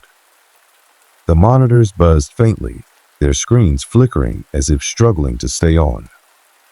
And then we saw it. In the far corner of the room, barely visible in the dim light, was a figure. It was hunched over, its back to us, and its movements were jerky, almost unnatural. "Darren?" Clara whispered. The figure froze. Slowly, it turned toward us, and my stomach dropped. It wasn't Darren. The thing that faced us was human-like, but its features were distorted, stretched as if viewed through warped glass. Its eyes were sunken, its skin pale and mottled. And its mouth, oh God, its mouth was unnaturally wide, filled with rows of jagged, blackened teeth. It stared at us for what felt like an eternity, its unblinking eyes boring into mine. Then it opened its mouth, and the sound that emerged was the same voice we'd heard before. "Help me." But this time, the words were distorted, layered with a guttural growl that sent chills down my spine. We bolted from the room, slamming the door shut behind us. Clara was sobbing, her breaths coming in ragged gasps. "What the hell was that?" she cried, clutching my arm. "I don't know," I managed to say, my voice shaking. "But we need to find Peter and get out of here." We ran down the hallway, the emergency lights casting long, flickering shadows on the walls. The building felt like it was alive, its walls pulsing with an unseen energy. When we reached the lounge, Peter was gone. His chair was overturned, and his coffee cup lay shattered on the floor. "Peter?" I called out, my voice echoing in the empty space. There was no answer, and then, from somewhere down the hallway, came a blood-curdling scream. We sprinted toward the sound, our fear driving us forward, despite every instinct screaming at us to run in the opposite direction. The scream had come from the observation room, the place where Dr. Emery and her team monitored our sleep. The door was ajar, the light inside flickering erratically. I pushed it open, my heart pounding. The room was empty, save for a single chair in the center. On the chair was a pile of clothes, Peter's clothes. But Peter was nowhere to be found. Clara let out a choked sob, clutching at my arm. "Where is he?" she whispered. I shook my head, unable to speak. My eyes were drawn to the monitors on the far wall. They were all displaying the same image, a dark, empty hallway. Our hallway. And then, one by one, the cameras began to fail, their screens going black. The last thing we saw before the final screen went dark was a shadow moving toward us. The shadow we saw on the monitor wasn't human. Its movements were raw and jerky, like a marionette controlled by an inexperienced puppeteer. When the screen went black, the silence that followed was suffocating. Clara and I stood frozen, the weight of the unknown pressing heavily on our chests. I grabbed Clara's arm, pulling her away from the observation room. "We need to leave. Now." She didn't resist. Her face was pale, her lips trembling as though she wanted to scream but couldn't find the strength. The hallway ahead stretched into darkness, illuminated only by the dim, flickering emergency lights. We stumbled forward, our footsteps echoing unnaturally in the stillness. I kept glancing behind us, expecting to see that shadow or worse, the thing from Darren's room. But the hallway remained empty, as though the building itself was holding its breath. As we neared the exit, we found Peter's lanyard lying on the floor near the double doors. The small, laminated badge stared up at us, an eerie reminder that he was gone. Clara bent down to pick it up, but I stopped her. "Don't," I whispered. She looked at me, confused. "Why not?" I didn't have an answer. Something about it felt wrong, like touching it would bind us to whatever had taken Peter. Instead, I pushed open the doors and stepped outside. The cold night air hit me like a slap, and for the first time in what felt like hours, I could breathe. Clara followed, her eyes darting nervously toward the shadows cast by the building's exterior lights. "We need to call someone," she said, her voice shaky. I nodded, fumbling for my phone. But when I pulled it out, the screen was blank. No signal, no power, nothing. Clara's phone was the same. "That doesn't make sense," she murmured. her panic rising. "Let's get to the car," I said, trying to keep my voice steady. "We'll figure it out once we're out of here." The parking lot was eerily empty, our car the only vehicle in sight. We climbed in, locking the doors behind us. I fumbled with the keys, my hands shaking so badly that I dropped them twice before finally managing to start the engine. As the car roared to life, Clara let out a shaky breath of relief. "Let's go," she urged, glancing nervously at the building. I slammed the car into reverse and sped out of the lot, the tires squealing against the asphalt. The building loomed in the rearview mirror, its dark windows staring back at us like empty eyes. Neither of us spoke as we drove, the silence in the car broken only by Clara's occasional sniffles and the hum of the engine. It wasn't until we were miles away, the facility far behind us, that I finally pulled over. My hands were gripping the steering wheel so tightly that my knuckles were white. Clara turned to me, her eyes wide and haunted. "What was that, Matt?" she whispered. "I don't know," I admitted, my voice barely audible. "But I don't think it's over." She didn't respond. Instead, she stared out the window, her fingers absently tracing the edge of Peter's lanyard. We debated going to the police, but ultimately decided against it. What could we say? That we'd been part of a sleep study where people vanished and shadows moved on their own? They'd think we were insane, or worse, that we were involved somehow.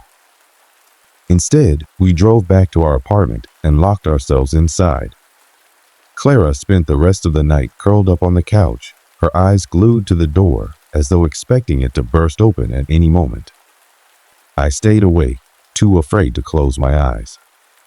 Every time I thought about Darren, Peter, or the thing in Darren's room, my chest tightened and my stomach churned. By morning, the world outside felt different. Brighter, yes, but also hollow. Clara and I went through the motions of our day, but neither of us could shake the feeling that we were being watched. A few days later, Clara packed her bags and left. She didn't say much, just that she couldn't stay in the apartment anymore. I couldn't blame her. The walls felt like they were closing in, suffocating us with memories of that night. I stayed behind, unable to let go of the questions that gnawed at my mind. Where had Darren and Peter gone? What was the shadow we saw? And why had we been spared? The answers never came. Weeks turned into months, and the silence grew heavier. Clara stopped returning my calls, and I stopped trying to explain myself to people who didn't understand.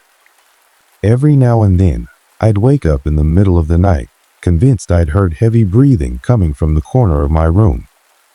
And each time, I'd tell myself it was just my imagination. But deep down, I knew better. It's been over a year since that night, but the events at the sleep study haven't loosened their grip on my mind. They've left scars, ones that don't fade, no matter how much I try to ignore them. Clara never came back, and I don't blame her. I heard she moved to another state, started over. I've only spoken to her once since she left, and even then, it was brief, awkward. She sounded distant, like she wanted to forget I existed. Maybe that's for the best.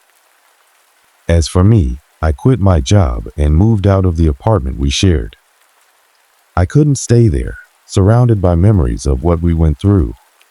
I thought moving would help, that maybe I could outrun the fear, but it followed me, settling into every dark corner of my life. Some nights, I still wake up, drenched in sweat, convinced I hear the sound of heavy breathing in my room. Other times, it's the faint hum of machinery, like the monitors from the sleep lab. I've checked countless times, scouring the apartment for any sign of intruders, but there's never anything there. The worst part, though, is the feeling. It's hard to describe a sensation of being observed, scrutinized. I've caught myself glancing over my shoulder more times than I can count, expecting to see a shadowy figure lingering just out of sight. It never is. At least, Not yet. I've tried to piece together what happened that night, but the answers feel just out of reach. I've spent hours on the internet, combing through forums and conspiracy theories, looking for anything that might explain the events at the lab. What I found is unsettling. It turns out our sleep study isn't the first of its kind to end in silence and mystery. Similar programs, small, isolated research projects have cropped up over the years, only to vanish without a trace. No records, no follow-ups, nothing. And the people involved? They disappeared too. Just like Darren, just like Peter. Sometimes I wonder if I should come forward, tell someone what happened. But then I remember the shadow, the feeling of being watched, the suffocating silence that followed Darren's screams. A part of me is terrified that speaking up will draw its attention back to me, that whatever spared Clara and me will come back to finish what it started. So I keep quiet. I've thought about reaching out to the facility itself, but every time I start to write an email or pick up the phone, I hesitate. The lab's website is gone, wiped clean from the internet. The address? An empty building, long abandoned. It's like the place never existed. And maybe it didn't. The only tangible reminder I have is Peter's lanyard. I found it in my car a few weeks after the incident, tucked beneath the passenger seat. I don't know how it got there, and honestly, I don't want to know. It sits in a box at the back of my closet now, buried under a pile of old clothes and forgotten belongings. But even hidden away, I can feel its weight. I don't hike anymore. I don't go for walks in the woods or sit alone in dark rooms. I avoid anything that might bring me close to the kind of silence I heard that night. And yet, despite all my precautions, I can't shake the feeling that it's not over. Every now and then, I catch a glimpse of something out of the corner of my eye, a flicker of movement, a shape that doesn't belong. Each time, my heart races, and I force myself to look away, telling myself it's just my imagination. But deep down, I know better. Whatever happened that night, it's still out there, waiting, watching. And someday, I'm afraid, it's going to come back. This story begins in a place that could be anywhere, a small, quiet neighborhood where life moves at a comfortable pace. It's the kind of place where the most exciting part of the day is the sound of the postman's footsteps or the smell of fresh coffee wafting from someone's kitchen window. I've lived here for years, and to be honest, I used to take its calm predictability for granted. The story is about me, just an average person with a routine that would probably sound painfully boring to most people. I worked a 9-to-5 job in a modest office building downtown, the kind of place where the hum of computers and the clicking of keyboards create a steady rhythm of monotony. I didn't mind it though. There was something comforting about the routine, getting up at the same time every day, eating the same breakfast toast and eggs with a strong cup of tea, and catching the same bus into the city. Evenings were no different. I'd come home, heat up something easy for dinner, and unwind with a book or a show. If I was feeling particularly adventurous, I'd go for a walk around the neighborhood, watching the lights flicker on in the windows of other houses as the sun dipped below the horizon. My family and friends often joked about how predictable I was, but I didn't care. Life was simple, and I liked it that way. It wasn't perfect, of course. I had my share of stress at work, like everyone else, and there were days when loneliness crept in, especially since I lived alone. But overall, I had no complaints. Then the dream started. At first, I didn't think much of them. Everyone has strange dreams now and then, right? But there was something different about these. They weren't just dreams, they felt real, like memories I hadn't lived yet. The first one came out of nowhere. I was standing in front of a building I didn't recognize. It was tall and gray, with broken windows and a crumbling facade. Flames licked at the edges of the roof, black smoke billowing into the sky. I could hear the crackling of the fire, the distant wail of a siren, and the muffled sound of someone shouting. I woke up in a cold sweat, my heart pounding. The image of the burning building stayed with me, as vivid as if I'd just seen it in person. But I brushed it off. It was just a dream, I told myself. Dreams don't mean anything. Or so I thought. The dreams came back, night after night. Each time, they were more vivid, more intense. I started to notice details I hadn't seen before: the peeling paint on the building's walls, the pattern of the flames, even the faint smell of smoke that seemed to linger in my nose after I woke up. It wasn't just the dreams, though. My days started to feel different. Little things that used to comfort me, the warmth of the sun on my face, the familiar sounds of my neighborhood began to feel off, like I was looking at my life through a foggy window. I told myself I was overthinking it. Maybe it was stress, or maybe I'd just been watching too many movies. But deep down, I couldn't shake the feeling that something was wrong. I didn't tell anyone about the dreams at first. What would I say? That I was having recurring nightmares about a building I'd never seen before? It sounded ridiculous. Besides, who would care? My friends and coworkers had their own lives, their own problems. But the dreams didn't stop. And as the days went on, I started to notice something even stranger. The building in my dreams, it wasn't just some random place. It felt familiar. I couldn't put my finger on it, but there was something about it that tugged at the edges of my memory. Like I'd seen it before, but not quite. It was like trying to recall a word that's just out of reach, hovering on the tip of your tongue. That was when I started to feel a sense of dread, a gnawing fear that grew stronger with each passing day. It wasn't just a dream. It couldn't be. I didn't know what it meant, but I knew one thing for certain. The burning building in my dreams was trying to tell me something, and I was terrified to find out what. The first sign that something was really wrong came on a Tuesday evening. I had just returned home from work, feeling the usual tiredness that followed a day of staring at a computer screen. I didn't think much of it when I walked through the front door, just the same routine, the same sense of emptiness that had started to feel oddly comforting. The only difference that day was the gnawing feeling that had settled in my stomach, a constant, uneasy flutter. I'd been having that feeling more and more lately, especially as the dreams continued to haunt me every night. But I tried to shake it off. I wasn't going to let something as silly as a few bad dreams disrupt my life. I kicked off my shoes and tossed my jacket on the back of the couch, deciding I'd unwind with a show. As I walked over to the TV, something caught my eye: a small, crumpled piece of paper on the kitchen counter. I didn't remember putting it there. Curious, I unfolded it. It was a map, hand-drawn, with jagged lines and uneven marks. The lines were faint but clear enough to make out. At first glance, it didn't make any sense. There were locations I didn't recognize, places that weren't even in the city, all drawn in a way that seemed off. I thought about throwing it away. It could have been something left behind by a visitor or some stray paper that had been misplaced. But for some reason, I didn't. Instead, I kept staring at it. My mind tried to make sense of it, but it was like trying to piece together a puzzle with missing pieces.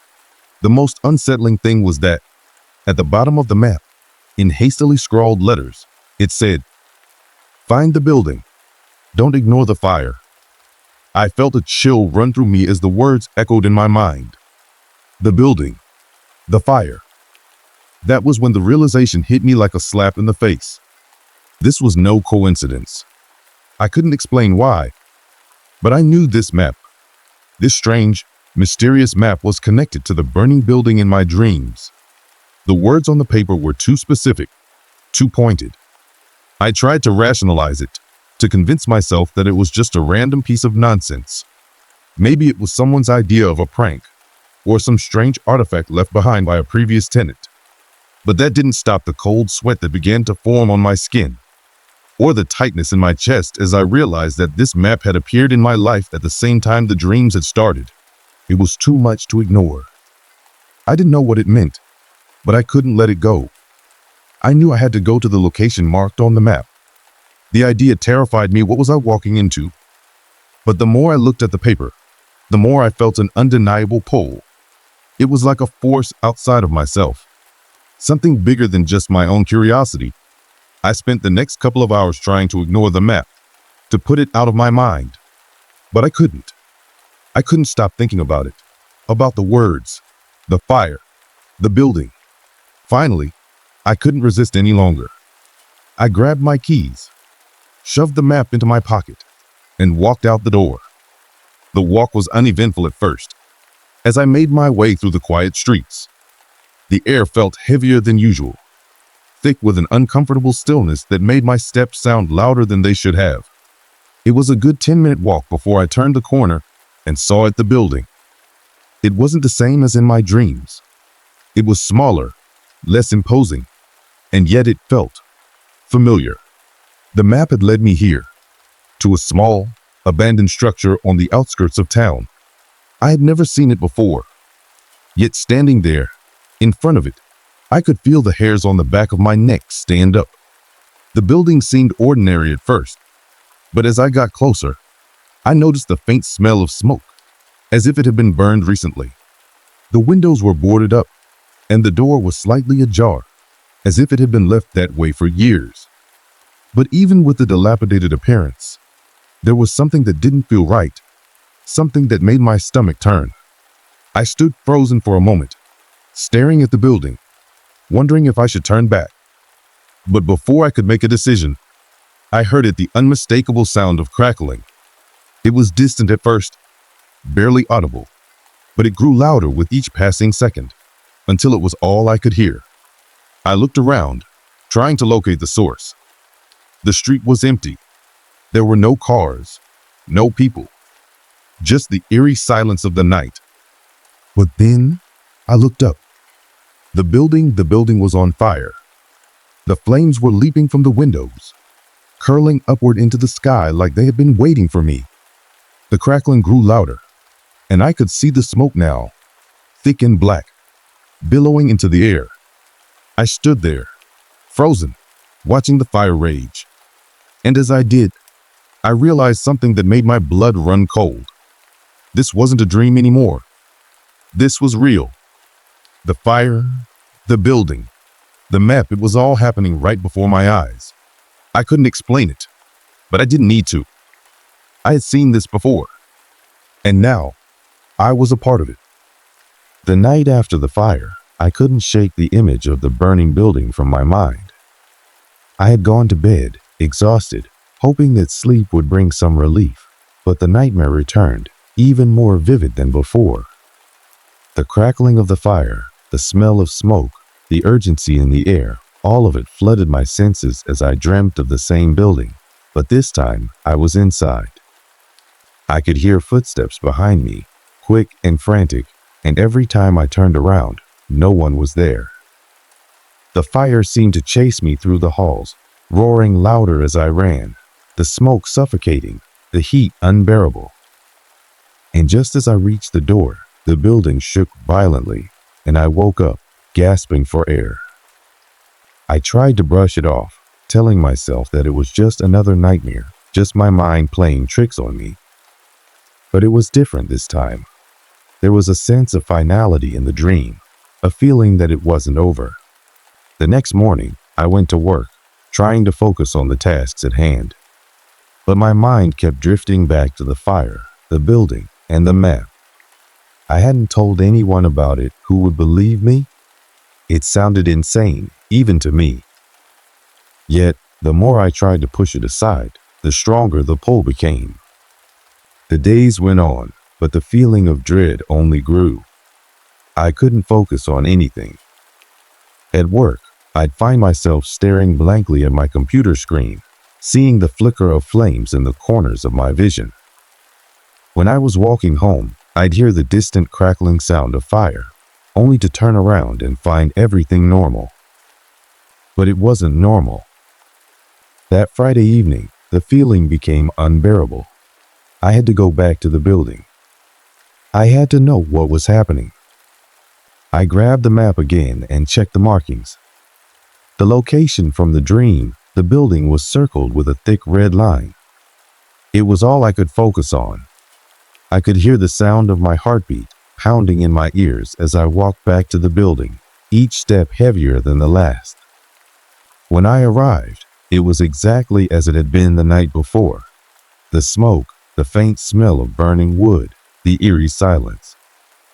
But now the fire had stopped. There were no flames flickering, no crackling sounds in the air. Everything was still. I approached the building cautiously, my feet crunching on the gravel as I moved closer to the entrance. The door, still ajar, creaked slightly in the wind. There was something off about it, something that made my stomach twist. But I couldn't back down now. I stepped inside.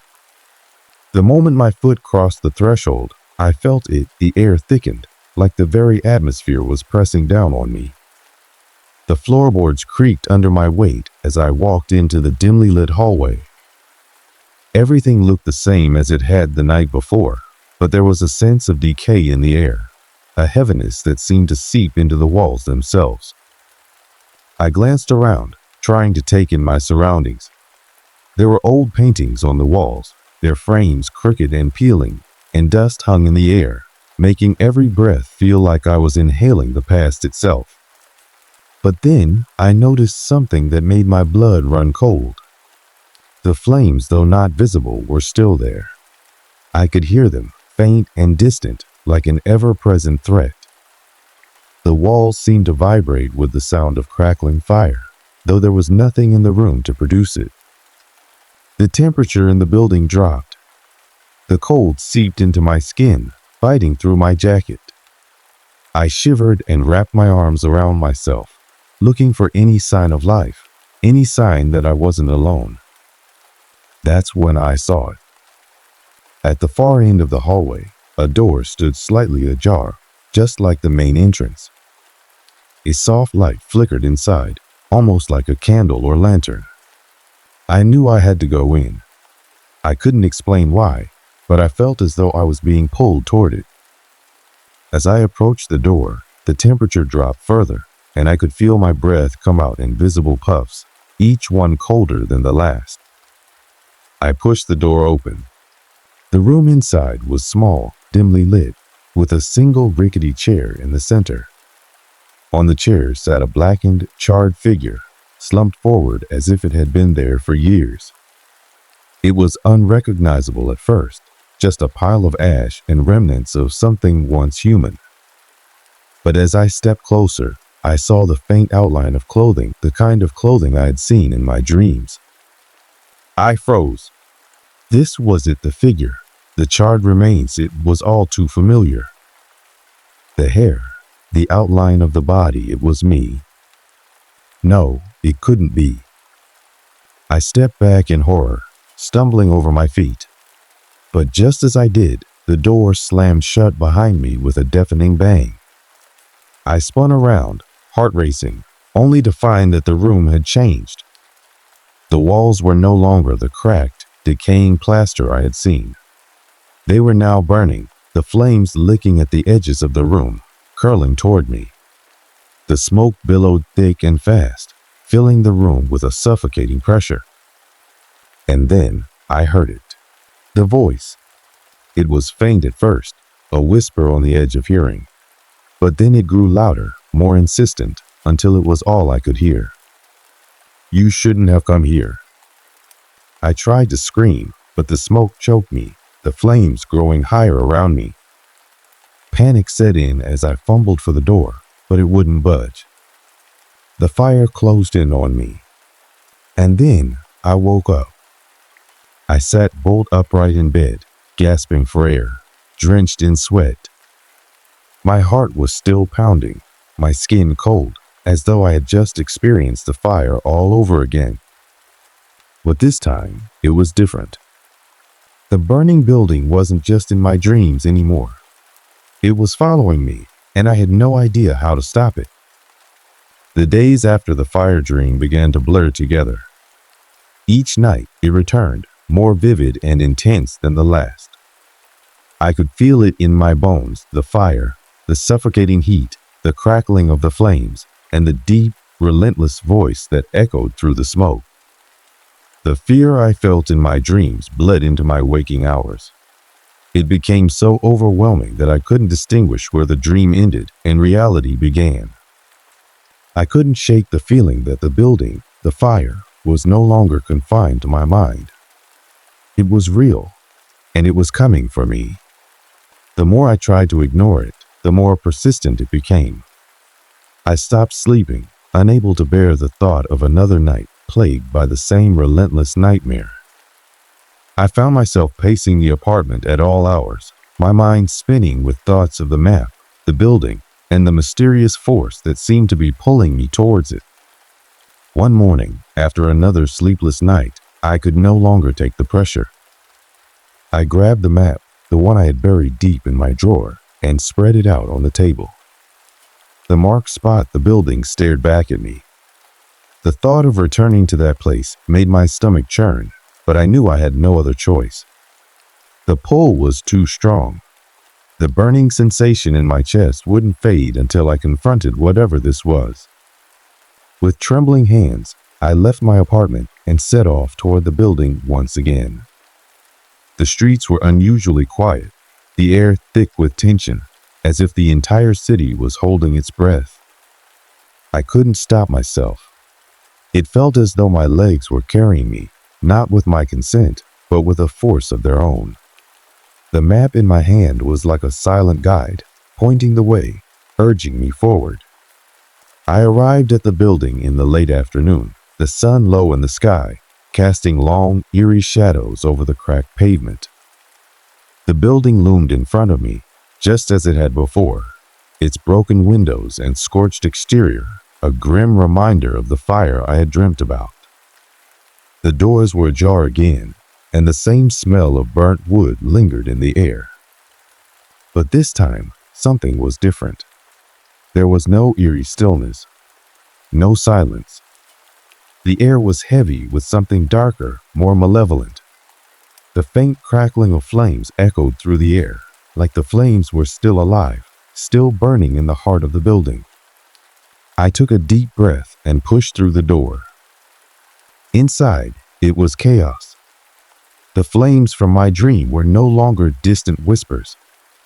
They were alive, creeping along the walls, licking at the floorboards, their orange glow casting distorted shadows that danced and twisted.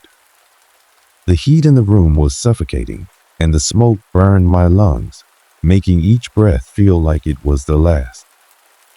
I couldn't see clearly through the smoke, but I could hear something footsteps, slow and deliberate, echoing in the distance. My heart raced as I spun around, searching for the source. That's when I saw it. At the far end of the hallway, a figure stood, back to me, obscured by the smoke and flames. Its posture was strange, unnatural, too still, too rigid. The moment I locked eyes with it, a shiver ran down my spine. I knew, deep in my gut, that this was the presence from my dreams. The one I had tried so hard to avoid. It turned slowly, its face obscured by the smoke, but I could feel its eyes on me cold, calculating. The feeling of dread washed over me, heavier than anything I had ever felt before. My feet were frozen, unable to move, as if the very air was holding me in place. And then, the voice that I had heard in my dreams. You should have never come here. It wasn't just a whisper. It was a deep, guttural growl, vibrating through my chest, shaking my entire being. My blood ran cold, and I could feel the fear building inside me, creeping into every corner of my mind. I stumbled back, my hands shaking as I reached for the door. But as I turned to leave, the door slammed shut in front of me, trapping me inside. The flames intensified, roaring to life as if they were alive, chasing me down. The room felt smaller, the walls closing in, and the figure moved closer, its shadow stretching toward me. My breath came in ragged gasps as I turned to face the figure, but I couldn't make out its features. It was as though it was made of smoke itself, shadow and flame combined, a twisted version of everything I had seen in my dreams. I tried to speak, to scream, but no sound came from my mouth. The fear had swallowed me whole, leaving me paralyzed. "You are always meant to find this place," the voice boomed, louder now, almost deafening. The temperature soared, the heat unbearable. I could feel the fire licking at my skin, burning through my clothes. But no matter how much I tried to move, to escape, I couldn't. I was trapped, surrounded by flames that seemed to feed on my fear. And then the figure spoke again, its voice a terrifying echo in the smoke-filled air. "It's too late now." Suddenly, the world around me seemed to crack apart. The walls crumbled, and the floor gave way beneath my feet. I fell, tumbling through the air, surrounded by flames and smoke, until everything went black. I woke up in my bed, gasping for air, drenched in sweat. My heart pounded in my chest, my mind spinning. I wasn't sure what had happened. Had it been a dream, a vision, or had I truly experienced the burning building? But deep down, I knew it wasn't over. It wasn't a dream. It was only just beginning. I woke up, drenched in sweat, the taste of smoke still heavy in my mouth, my chest tight with a lingering sensation of heat. My hands trembled uncontrollably as I wiped my forehead, trying to shake off the nightmare. Or was it something more? The fire, the figure, the suffocating walls of the building. It all felt too real. I couldn't ignore it anymore. But when I glanced around my apartment, everything seemed normal. I wasn't at the building. The familiar hum of the refrigerator, the ticking of the clock on the wall, the soft morning light creeping through the blinds, it was all as it should be. Everything was in its place. I tried to tell myself it was just another bad dream, the kind you get after too much stress, too many sleepless nights. But something deep inside me told me that wasn't the case. That voice, the figure, those were not figments of my imagination. They had been real, somehow. I spent the next few days in a haze. I couldn't bring myself to go back to the building, not after what had happened. The dream, or whatever it was, had taken a toll on me. I couldn't focus at work. Every sound made me jump. Every shadow seemed to hide something waiting to pounce. The days stretched on, each one feeling more suffocating than the last. The fear was consuming me. I tried to go about my daily routine. I tried to live as I had before, but nothing felt the same. I couldn't look at the map anymore. Every time I saw it, my heart would race. I thought about throwing it away, but the thought of being rid of it didn't sit right with me. It felt like I would be abandoning something important, something that had been guiding me, whether I wanted it to or not. And then, one night, it happened again. The dream returned. This time, the flames were brighter. The figure was closer. I could feel its presence in the room with me, even as I lay in bed.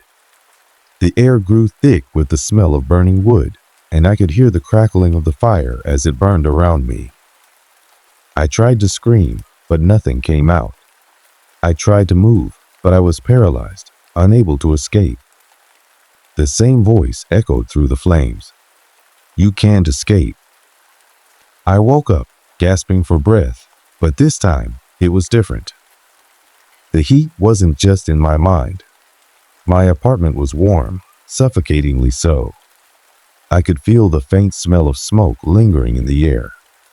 I looked around, panic rising in my chest, but there was nothing but the oppressive heat and the suffocating silence. I stumbled out of bed, my heart racing. The clock on the wall read 3:12 a.m. I ran to the window, pulling back the blinds, desperate to find something, anything that would explain what was happening. That's when I saw it. In the distance, across the street, I saw the outline of a building, the building just as it had been in my dreams. The same dilapidated structure, the same broken windows, the same suffocating air around it. and this time the smoke was real. I could see it rising from the roof, thick and black, swirling into the night sky. My breath caught in my throat. How could this be happening? How could the building be there, right outside my window? It wasn't just a dream anymore. It was real. It was happening. I rushed to the door, my hands shaking as I grabbed my coat and ran out into the cold night. The streets were eerily quiet, the only sound the pounding of my own heart. As I approached the building, I could feel the heat in the air again, more intense than before. The closer I got, the more I could hear the crackling of the fire, the roar of the flames licking at the air. I stood in front of the building, paralyzed, unable to move. The door was wide open, just as it had been in my dream. I knew what I had to do. I knew I had no choice but to go inside, but every fiber of my being screamed against it. I stepped inside, and the heat hit me like a wave. The fire was everywhere on the walls, the floors, the ceiling. It wasn't like a normal fire. It wasn't something that could be put out. It felt alive, as if the flames themselves were watching me, waiting for me. And there, in the distance, was the figure. It stood motionless in the center of the room, surrounded by flames. I couldn't make out its features, but I knew it was the same one from my dreams. The same one that had haunted me night after night. As I took a step toward it, the figure turned, slowly, its movements unnaturally smooth. Its eyes locked with mine, and I felt my heart stop. "It's time," the voice growled, deep and guttural, sending chills down my spine. The flames roared around me, the heat unbearable, the smoke choking me. But I couldn't move. I was trapped, caught in the flames and the figure's gaze. I don't know how long I stood there, paralyzed by fear, but eventually the world around me began to twist and distort. The fire seemed to grow brighter, the figure moving closer, its shadows stretching long across the room. The last thing I remember was the voice, louder than ever, telling me, "You will never escape this." And then everything went black. When I woke up again, I was back in my apartment. The clock still read 3:12 a.m. The air was cool, and the smell of smoke was gone. It felt as if nothing had happened, as if the fire, the figure, and everything I had experienced were nothing but a bad dream. But deep down, I knew it wasn't over. It couldn't be. The building, the fire, the figure, they were all real. And I was caught in a nightmare that I could never escape. Days passed, and life continued its monotonous rhythm, but everything felt off. I couldn't shake the feeling that something was watching me.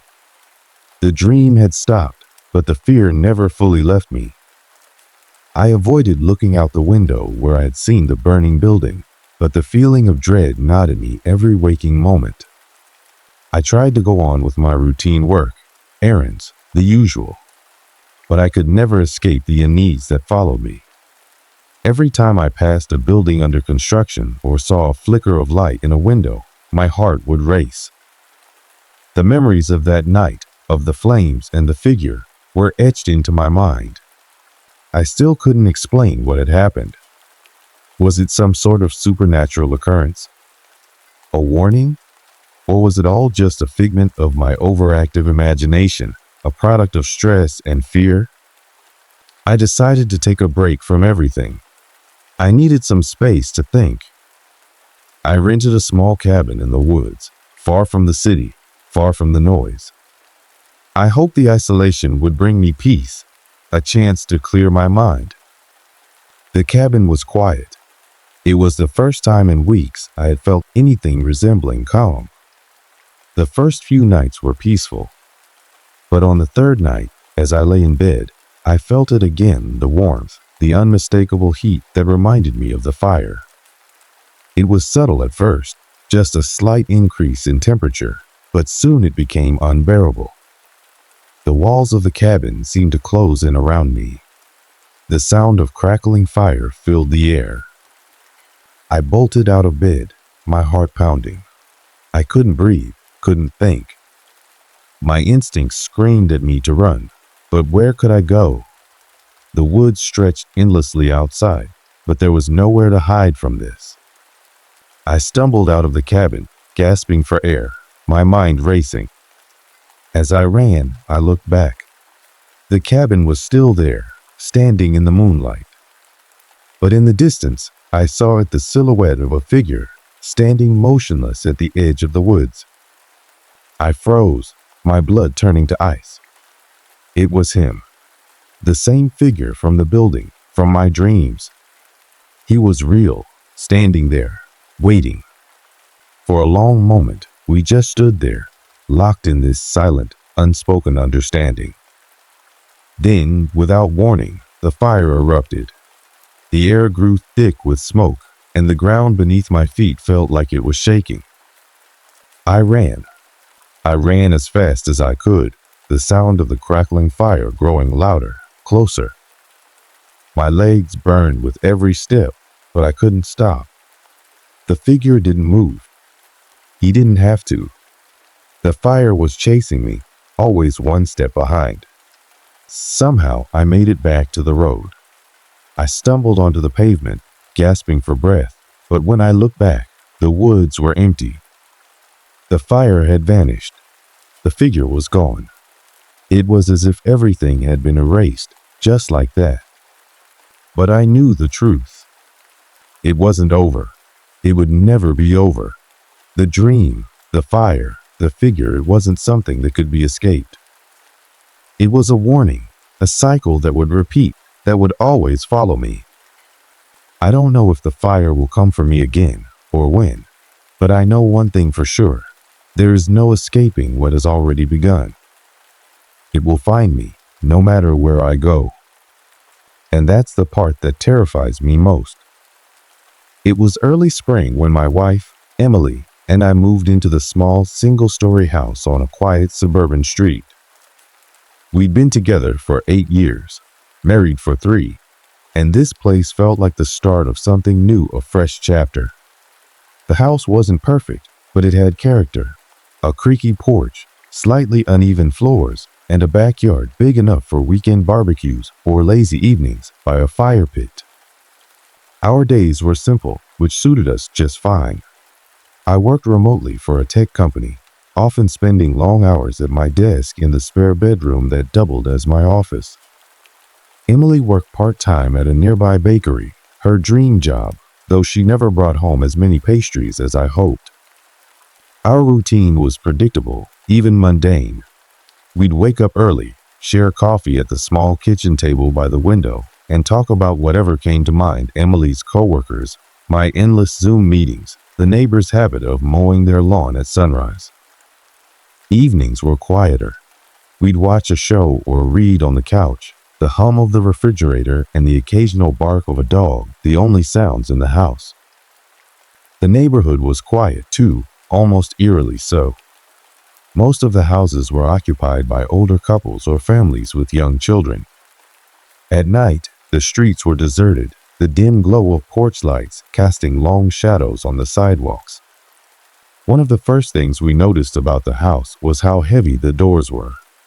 The front door had a solidness to it, the kind you only find in older homes. It took a firm push to close, and the deadbolt clicked with a satisfying finality. The windows, though old-fashioned, had thick frames and latches that locked tightly. Emily loved that. She said it made her feel safe. We had lived there for about a month when the first odd thing happened. At the time, it seemed like nothing, a minor annoyance, barely worth mentioning. I had come home from running errands to find the front door slightly ajar. "Did you leave the door open?" I asked Emily as I walked into the kitchen where she was kneading dough. "No," she said, glancing up with a frown. "I locked it after you left. I'm sure of it." I shrugged it off, assuming I hadn't closed it firmly enough. It was an easy mistake to make with a door that heavy. A few days later, we noticed the window in the living room was unlocked. Emily pointed it out as we were getting ready to go to bed. "That's strange," I said, locking it again. Maybe I forgot when I opened it earlier, but as I stood there, looking at the window, a faint unease crept over me. I was meticulous about locking up. It wasn't like me to forget. Emily seemed to notice my hesitation and laughed it off. "It's probably nothing," she said. "You've had a lot on your mind." She wasn't wrong. Work had been stressful lately, with deadlines piling up and my inbox constantly overflowing. It was easy to blame my forgetfulness on that. Despite these small incidents, life carried on as usual. The weather warmed, and we spent more time outside, planting flowers in the front yard and tidying up the backyard. Emily made friends with a neighbor, an older woman named Mrs. Adler, who lived alone in the house across the street. She said the last owners moved out in a hurry, Emily told me one evening, her voice tinged with curiosity. Something about needing to be closer to family. "Sounds plausible," I replied, though I couldn't help but wonder. The house didn't seem like the kind of place someone would leave so abruptly. Still, we had no reason to question it further. By the end of May, the house felt like home. We had filled the walls with pictures, stocked the shelves with books and knickknacks, and even adopted a stray cat that had been hanging around the neighborhood. We named her Luna, and she quickly made herself at home, curling up on the couch and pawing at Emily's knitting projects. We had gone to bed like any other night, the kind of evening so uneventful you barely remember it. Emily had been reading one of her mystery novels, and I'd spent too long scrolling through my phone, half watching an old sitcom playing softly in the background. By 10:30, the lights were out, and the house was silent except for Luna's occasional purring at the foot of the bed. But it wasn't long before I woke up. It wasn't to a noise or even a nightmare, just a strange sensation that something felt off. I sat up, rubbing my eyes, and glanced around the darkened room. Everything looked normal. Emily was sound asleep beside me, her breathing steady. Luna had moved to the armchair by the window, curled into a tight ball. Still, the unease didn't go away. I decided to get a glass of water. The hardwood floors creaked under my feet as I made my way to the kitchen, the dim glow of the streetlight filtering through the curtains. It was a quiet night. Even the usual faint hum of crickets seemed absent. As I reached for a glass in the cabinet, a chill ran down my spine. The front door was wide open. For a moment, I froze, my heart pounding in my chest. The door swung slightly in the breeze, its old hinges creaking. The heavy deadbolt dangled uselessly, unlocked. I walked over slowly, trying to make sense of it. Had I forgotten to lock it? That seemed impossible. I always locked the door before bed, always. My mind raced with possibilities, each one more unsettling than the last. Was someone in the house? I stepped outside cautiously, scanning the front yard and the street beyond. Everything looked normal, just rows of sleeping houses and empty driveways. The air was still, carrying no signs of movement. I shut the door firmly, twisting the deadbolt until it clicked, and double-checked the latch. My hands were shaking slightly as I turned off the kitchen light and made my way back to the bedroom. Emily stirred as I climbed into bed. "What's wrong?" she murmured sleepily. "The front door was open," I whispered. She blinked a few times, her eyes widening. "What do you mean, open?" "It was wide open," I said. "I must have forgotten to lock it, I guess." Her brows furrowed, and she sat up straighter. "You never forget to lock it." "I know," I admitted. "But maybe I did tonight." She didn't look convinced, but she nodded, pulling the blankets up around her shoulders. "We'll check everything in the morning," she said. But sleep didn't come easily for either of us after that. The next morning, Emily insisted on checking every lock and latch in the house. We went room to room, testing windows and double-checking doors. Everything seemed secure. "It had to be a fluke," I said, trying to reassure her. She didn't respond, just stood there staring at the front door, her arms crossed. That night, we made a point of locking up together. We tested the door multiple times, even jiggling the handle to make sure it wouldn't budge. "There," Emily said finally, her tone firm. "Nothing's getting in now." Still, as we climbed into bed, I couldn't shake the feeling that something was wrong. The next few nights were uneventful, and I started to convince myself that I had, in fact, left the door unlocked. Maybe I'd been distracted or too tired to notice.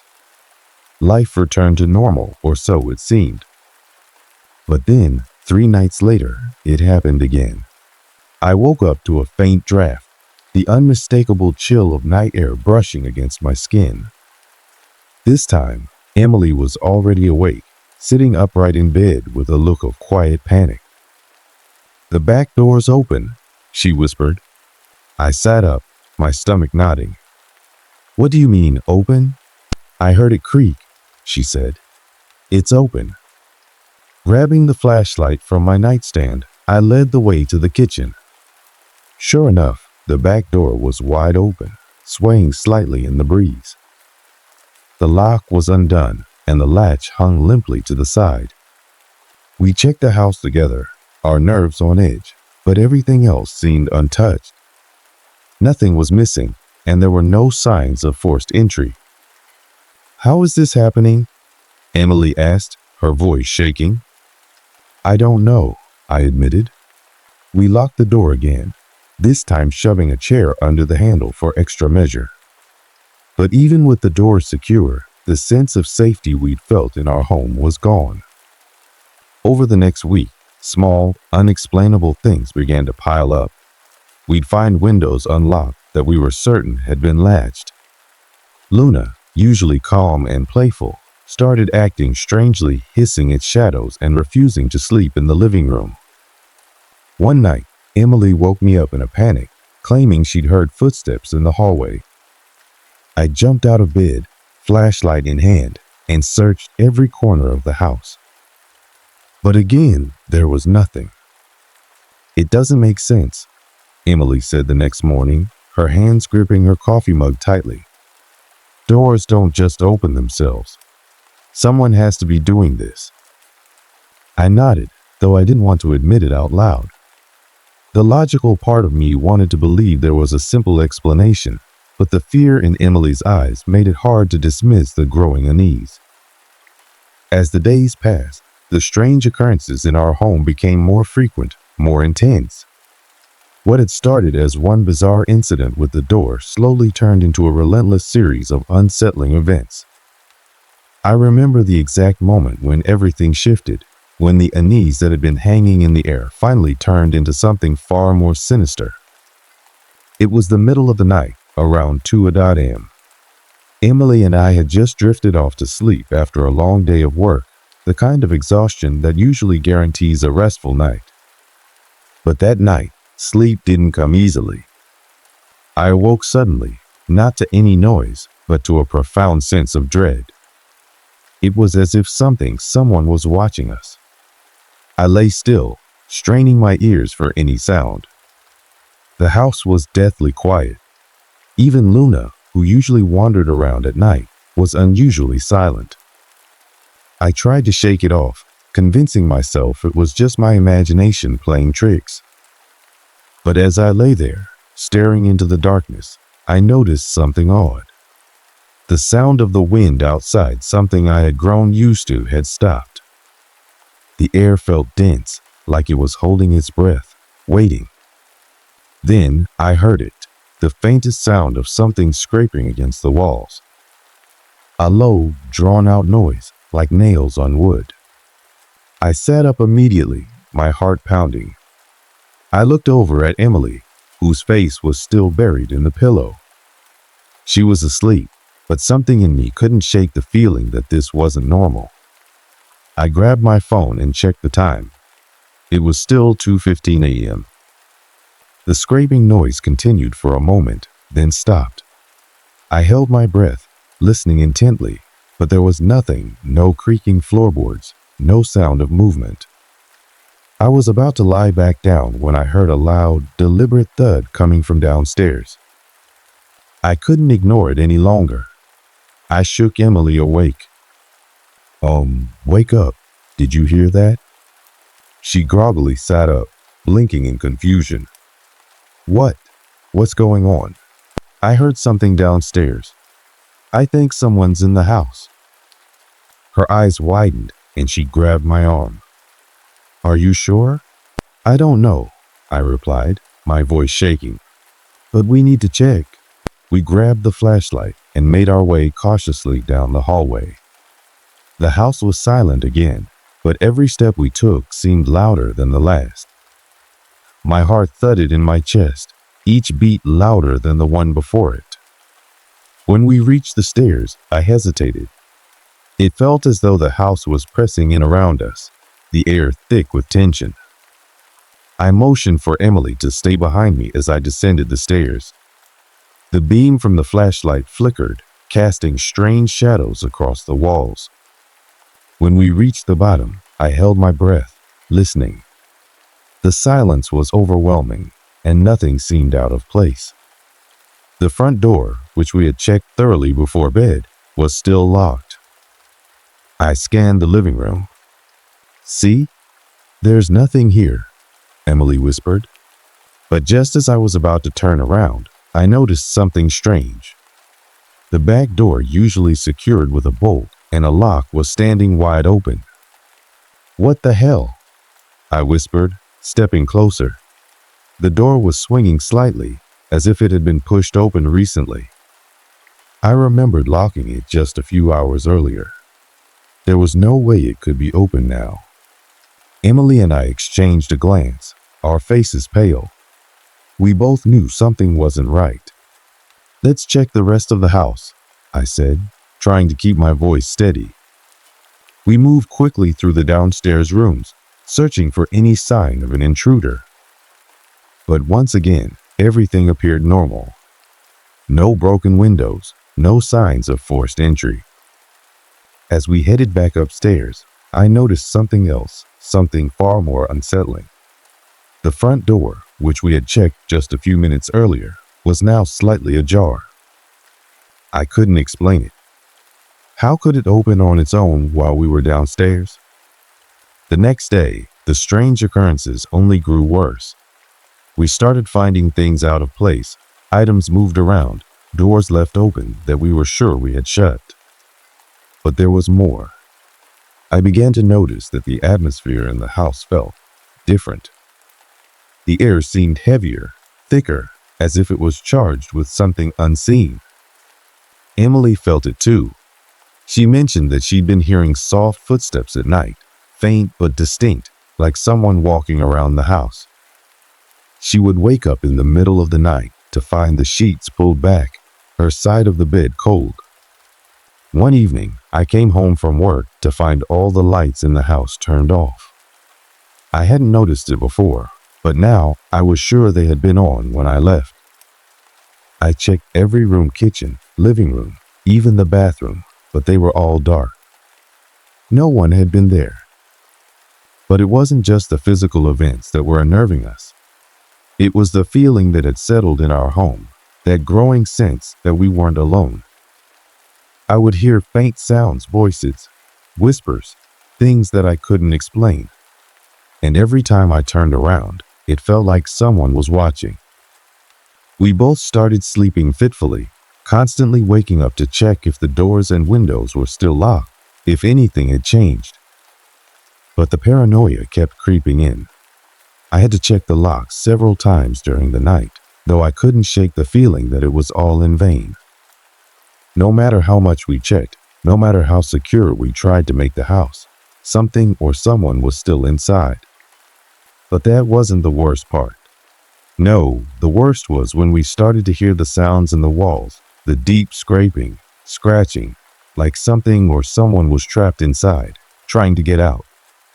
It came from all directions, echoing through the house, as though it was following us. The fear had turned into something primal, a terror that was impossible to ignore. Emily refused to stay in the house alone anymore.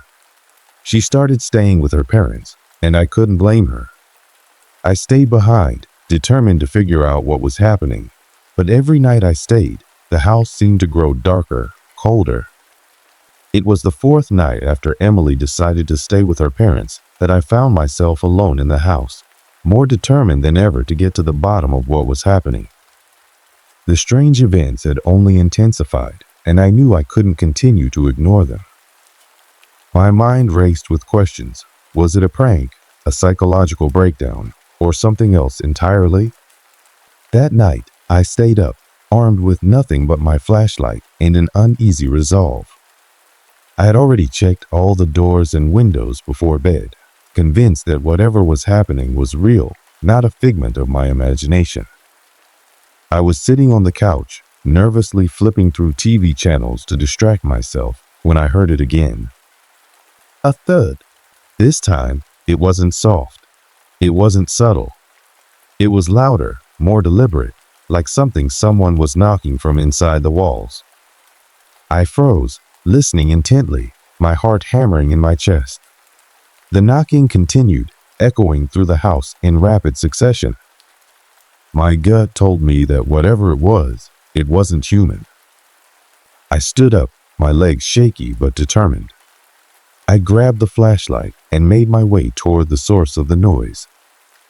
The living room was empty, save for the furniture, but the air felt heavy, like the room itself was holding its breath. I turned the beam of light down the hallway toward the basement door, which, though locked earlier, was now slightly ajar. I swallowed hard. There was no mistaking it now. Whatever was behind this, whatever had been messing with our house, was in the basement. Against my better judgment, I crept down the hallway. Every step I took was one I could never take back. The stairs leading down to the basement creaked under my weight, and I could feel a cold, unnatural draft rising from below. The temperature dropped sharply as I reached the door. I didn't know if it was my nerves or something else, but the very air felt wrong. I hesitated before opening the door, taking a deep breath. I had to know what was in the basement. I had to face whatever was causing all of this. I pushed the door open slowly, the hinges groaning in protest, and I shone the flashlight down the steps. At first, I saw nothing. The basement was dark, just like every other time I'd been down there. Boxes were stacked against the walls. An old sofa sat by the far corner. It was the same as always. But then I heard it scratching. It wasn't coming from the walls this time. No, it was coming from beneath the floorboards. My blood ran cold. I froze in place, staring at the floor, the scratching growing louder, more desperate. It sounded like something or someone was trying to break free from below. There was no way this was normal. I was on the edge of panic now, the flashlight trembling in my hand as the scratching intensified. I couldn't move. I couldn't breathe. The sound was so visceral, so intense, that it felt like it was all around me. It seemed to echo in my bones. My mind screamed at me to turn around, to run, but my feet were frozen in place, the light cast over the floor, revealing nothing more than the empty, dusty space. And then there was a voice, a low, guttural whisper that seemed to seep up from the floorboards, as if the very house was speaking to me. Leave! It wasn't loud. In fact, it was barely audible, but it was clear enough to send a wave of terror through me. The voice was cold, empty, almost like it didn't belong to any human at all. I stumbled back, gasping for air, the flashlight still shining down at the floor as I quickly backed away toward the stairs. That's when I saw it. A figure. A shadow creeping along the far wall of the basement. I could only make out the shape, tall and thin, its features shrouded in darkness. It stood perfectly still for a moment, and then, without warning, it moved. The movement was so swift, so unnatural, that I couldn't even process it before it was gone, disappearing into the corner of the basement where the shadows seemed deepest. My heart was racing as I turned and bolted up the stairs, my legs barely able to keep up with my fear. I ran through the houses, checking every corner, every room, but when I reached the front door, something stopped me in my tracks. The door was wide open. Again, I rushed outside, nearly tripping over the threshold, and as I stood in the yard, gasping for air, I glanced up at the sky. It was clear. No wind, no sounds of birds or cars or any living thing. Just complete, suffocating silence. Then I heard the breathing. It was deep, labored, and it was coming from somewhere in the yard. It was close, just behind me, and it sounded as though someone was standing directly behind me, breathing down my neck. But when I spun around, there was no one there. I ran back inside, locked the door behind me, and collapsed onto the floor. My entire body was shaking. The flashlight I had dropped earlier still lay where I left it, and I couldn't stop my hands from trembling as I picked it up. There had to be an explanation. It couldn't be real. None of this could be real. But deep down, I knew it was. And it was only just beginning. I couldn't sleep that night.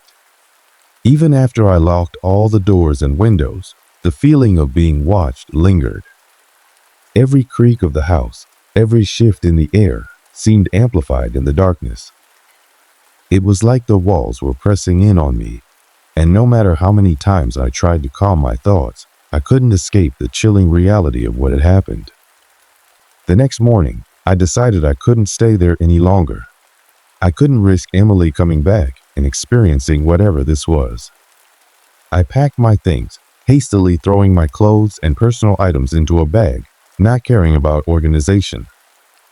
I just needed to get out of that house. But as I walked through the living room, I stopped at the window. There was something unsettling about the view outside. The yard, which had once seemed so familiar, now felt like a foreign place. The trees were eerily still, and the sun, which should have been casting warm light through the windows, only made the shadows seem deeper. I wanted to leave. I wanted to run. But something inside me, something deeper, kept me rooted to the spot. That's when I heard it again. The heavy breathing. It was coming from behind me. I turned quickly, my heart slamming against my ribcage, but no one was there. The house was silent, but the breath, sharp and ragged, was unmistakable. I couldn't take it anymore. I grabbed my phone and dialed Emily's number. She answered after the first ring. "Are you okay?" she asked, her voice tired but warm. "You sound off." "I'm not okay, Emily," I replied, my voice shaking. "Something's wrong. This house, it's not just the windows and doors. There's something here, something I can't explain. I need you to come home. Please." There was a pause on the other end of the line. Then softly, "I'm coming home. Just stay where you are and don't open the door for anyone." I didn't know why she said that. I didn't know why I listened. But I stayed put, waiting for her to return. Hours passed before Emily finally arrived. The sound of her car pulling into the driveway broke the silence that had consumed the house for so long. I rushed to the door, eager to see her, to feel a shred of safety again. When she stepped inside, she seemed calm, almost too calm, as if she had expected something. But she didn't say anything about what had happened. Instead, she took one look at my face, my eyes wide with fear, and said, "We need to leave. Right now." I didn't ask her why. I didn't need to. There was a quiet certainty in her voice that made me trust her. We packed the last of our things, and as we stepped outside, I noticed something strange. The sky had grown dark, and a heavy fog had settled over the yard. It was the kind of fog that swallowed everything in its path, making the world feel like it had disappeared. We didn't look back. We didn't need to.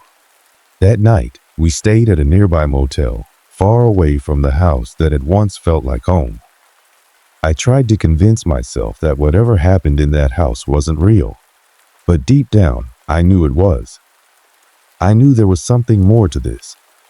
The house had been alive in ways that no one could explain, and it was something neither Emily nor I could ever escape.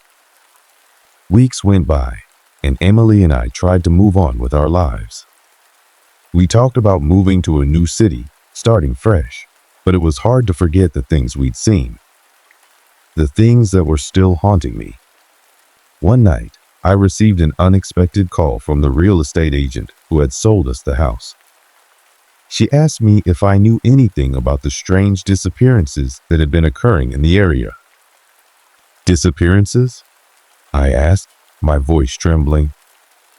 Yes, she continued, sounding hesitant. There have been rumors for years about people vanishing in that house. No one knows why, but the neighbors say it's like the house pulls people in. They say the doors open on their own, the windows too, and sometimes people just don't come back. I felt my stomach churn. I wanted to hang up the phone, but I couldn't. My curiosity got the better of me. I don't know who they were, but there was a couple. Young. They were living there right before you, she said quietly. And they were never seen again. That's when the realization hit me. We weren't the first to be affected by whatever was in that house. We were just the most recent. In the months that followed, I never went back to that place, and neither did Emily. I couldn't bring myself to even drive past it. The memories of the house, of the breathing, the strange occurrences, the suffocating fear still haunt me. And I'm left wondering if it will ever let go, if anyone ever really escapes it. As I reflect on it now, I can't help but wonder, what was it that wanted us there? What was it that reached out from the shadows and whispered, "Leave"? And more importantly, what happens to the people who don't? I don't know if I'll ever have the answers. All I know is that some places hold secrets dark, terrible secrets that refuse to stay buried. And sometimes the only way to survive is to run and never look back.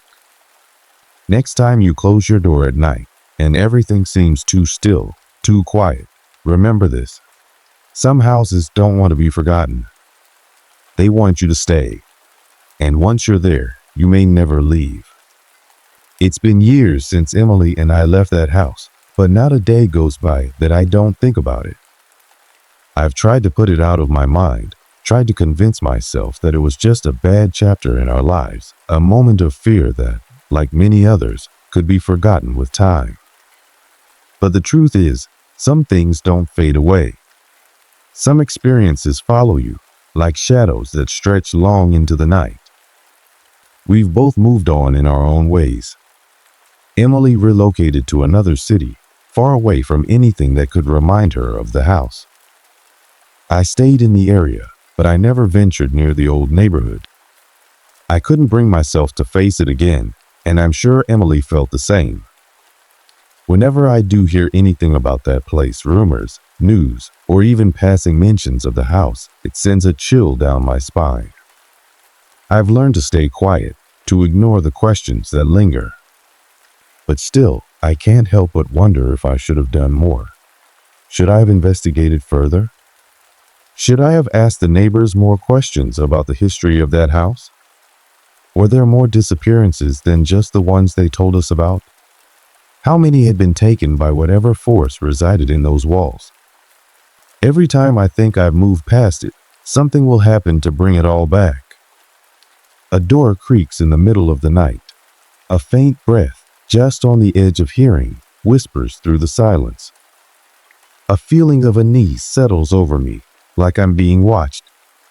I've talked to people since then who've experienced similar things, strange occurrences that can't be explained. But no one talks about it like we do. No one shares the quiet terror that comes from knowing you've been in the presence of something that shouldn't exist. Something that lives in the dark corners of our world, just waiting for the next person to wander into its grasp.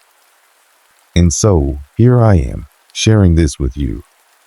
Maybe it will help me finally get some peace, or maybe it will just add another layer to the fear that has never quite gone away. But what I can tell you is this: trust your instincts. If something feels wrong, if something feels off, don't dismiss it. Don't brush it aside, thinking it's just your imagination playing tricks. Sometimes, the things we can't explain are the things we should fear the most. As for the house, well, I can't say for sure what happened to it after we left. But I've heard whispers that it still stands, still waiting for the next person to move in. The doors, I'm sure, are still opening on their own. And somewhere in the shadows, someone or something is waiting to pull them inside. So, before you sleep tonight, check your doors. Double check your windows. And if you hear anything at all, whether it's a breath, a knock, or even the sound of your own heartbeat, don't ignore it. Because some things are real, and some doors, once opened, will never shut again. This story started in a small coastal town, a place so quiet you could hear the wind blowing through the trees, and the only sound was the crashing of waves against the shore. I'd always loved the ocean. It had a way of calling to me, grounding me, and reminding me of things I'd long since forgotten. My routine was predictable. Every morning, I would head down to the pier, load up my gear, and set out into the waters. It wasn't glamorous work, but it paid the bills. I'd spend hours on the water, alone with my thoughts, listening to the hum of the engine and the gentle sway of the boat. It was peaceful, and for the most part, that was all I needed. The town, though quiet, was filled with good people. I had friends, neighbors who would stop by to chat, and the occasional tourist looking for a quiet getaway. There wasn't much else to do besides fish and sit at the local diner for coffee, but that suited me just fine. There was comfort in the simplicity of it all. It was on one of these trips, one of those ordinary days, that everything changed. It started as any other morning. The sun was still low in the sky as we made our way out into the open water. The salty wind hit my face, and I could see the distant outline of the town behind us as we slowly made our way farther from the shore. We talked about the usual things, how the season was shaping up, the weather, the new boats that had been built in town, and how much longer we had to keep this up before we could go home. We had just started dropping the nets, the early morning fog still thick around us, when I felt it. A strange sensation, something cold that crept over my skin. I shook it off at first, telling myself it was nothing more than the chill of the water splashing against the boat. But as I moved to the other side, I felt it again, a heavy, almost oppressive presence that lingered in the air. I told Ben and Dave about it, but they just brushed it off. Ben laughed, saying it was probably just the weather, or maybe even an animal in the water, something big swimming near the boat. We had all seen strange things at sea sharks, giant squids, even dolphins that had gotten too curious. But nothing that would explain this feeling. The rest of the morning passed without incident, but that feeling lingered, tugging at the back of my mind. There was something off, something wrong, but I couldn't put my finger on it. I kept my focus on the work, hoping that it was just me being paranoid. By the time we had finished for the day, the sun was high in the sky and the fog had burned off. But that feeling still hadn't left me. We made our way back to the harbor, unloading the catch and getting ready to head home. It was then that I noticed something odd. The boat felt heavier. I couldn't explain it, but it was as if something was weighing it down. Dave and Ben hadn't noticed, too focused on the fish, but I couldn't shake the feeling that something was wrong. When we pulled the last net in, that's when I saw it. Caught in the mesh, tangled among the fish, were hands, human-like hands. They were strange, pale, with long fingers and an eerie, unnatural shape. My heart skipped a beat. I couldn't believe what I was seeing. They looked too real to be a fish, too wrong to belong to any sea creature I knew. I stood frozen, staring at them, unable to move. Ben and Dave came over to look, and their faces instantly went pale. Dave muttered something about it being a weird, sick joke, but the horror in his eyes said it all. This was no prank. I didn't know what to do. I wanted to throw the hands back into the water, forget I ever saw them, but something held me back. I had a feeling that tossing them back in wouldn't erase what had happened, wouldn't take away the strange presence I felt earlier.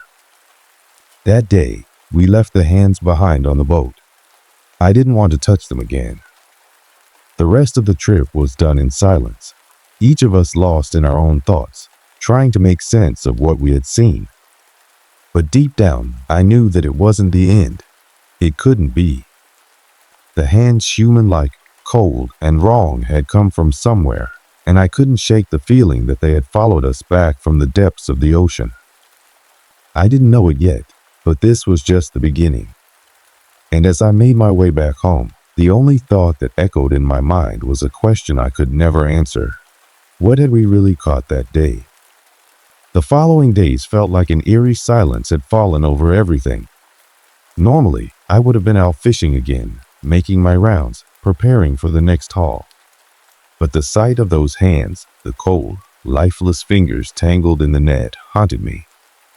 It was always in the back of my mind, the image of them so vivid that it made my skin crawl every time I closed my eyes. Ben and Dave were just as uneasy, but neither of them spoke about it directly. I could tell they were avoiding the subject, perhaps hoping that the bizarre occurrence would fade into the past, become nothing more than a strange memory. But I couldn't shake the feeling that it was far from over. No, something had shifted, something I couldn't explain, and I was starting to feel the weight of it all. I told myself it was just the exhaustion from the past few days, the shock of the hands still lingering in my mind. But as the evening wore on, the feeling only intensified. I felt as though the air had grown heavier, as if something was pressing down on me, urging me to leave. Then, just as I was about to head back home, I noticed something else. The boat wasn't where I had left it. It was adrift, slowly drifting away from the dock, as though someone or something had moved it. I froze, heart racing, and the hairs on the back of my neck stood up. The boat was supposed to be secured, locked in place. I had checked it only an hour ago. No way it could have moved on its own. I ran over to the boat, my heart pounding in my chest, and quickly tied it back to the dock. It was unnerving, to say the least. I knew there was no way the boat had come loose on its own. There had to be an explanation, but I couldn't find one. Ben and Dave weren't there, and I didn't know who else could have moved it. There was no one around. The unsettling sensation that had started a few days ago now gripped me entirely. Something wasn't right. The hands, the boat, the weight in the air, it was all connected somehow, but I couldn't figure out how. When I finally left the docks that night, I felt a strange compulsion to check my surroundings. Every shadow seemed deeper, darker, and the quiet seemed unnatural, like it was hiding something just beneath the surface. As I walked home, I couldn't shake the thought that something was following me. It was in the way the air felt, the way the silence pressed in around me. It wasn't just the quiet of a small town at night. It felt suffocating, as if the town itself was holding its breath, waiting for something.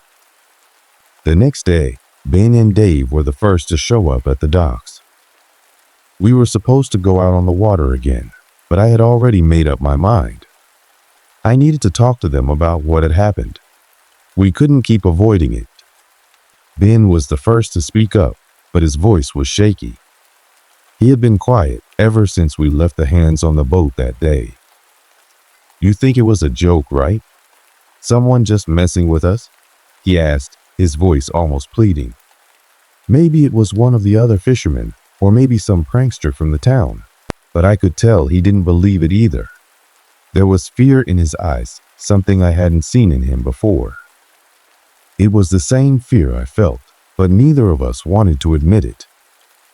It felt childish to talk about it, to give it a name, to let that fear take hold of us. Dave, on the other hand, had been strangely quiet. He was always the more cautious one, and I could tell something was bothering him. Finally, after what felt like an eternity, he spoke up. "Something's wrong," he said, his voice low. "I don't know what it is, but I feel it too. Ever since that day, I've been having dreams, strange dreams, about the water, about hands reaching up from the deep. I don't know what it means, but it's not normal." I didn't want to admit it, but I had been having the same kind of dreams. Every night, the same scene replayed. I was standing at the edge of the boat, staring into the water, when suddenly, cold, pale hands reached up from beneath the surface. They gripped the sides of the boat, pulling themselves higher and higher, and I could feel their weight, their chill, as if they were reaching out to drag me under. That was when I knew. Whatever was happening, it wasn't a coincidence. The hands we found, the boat moving on its own, the strange dreams, it was all tied together, and it was growing worse. We decided to head out onto the water the next morning, hoping that if we went back to the place where we found the hands, we might find some answers. But I had a sinking feeling that we weren't going to find what we expected. No, we weren't going out to solve a mystery. We were going out because something had already set its sights on us.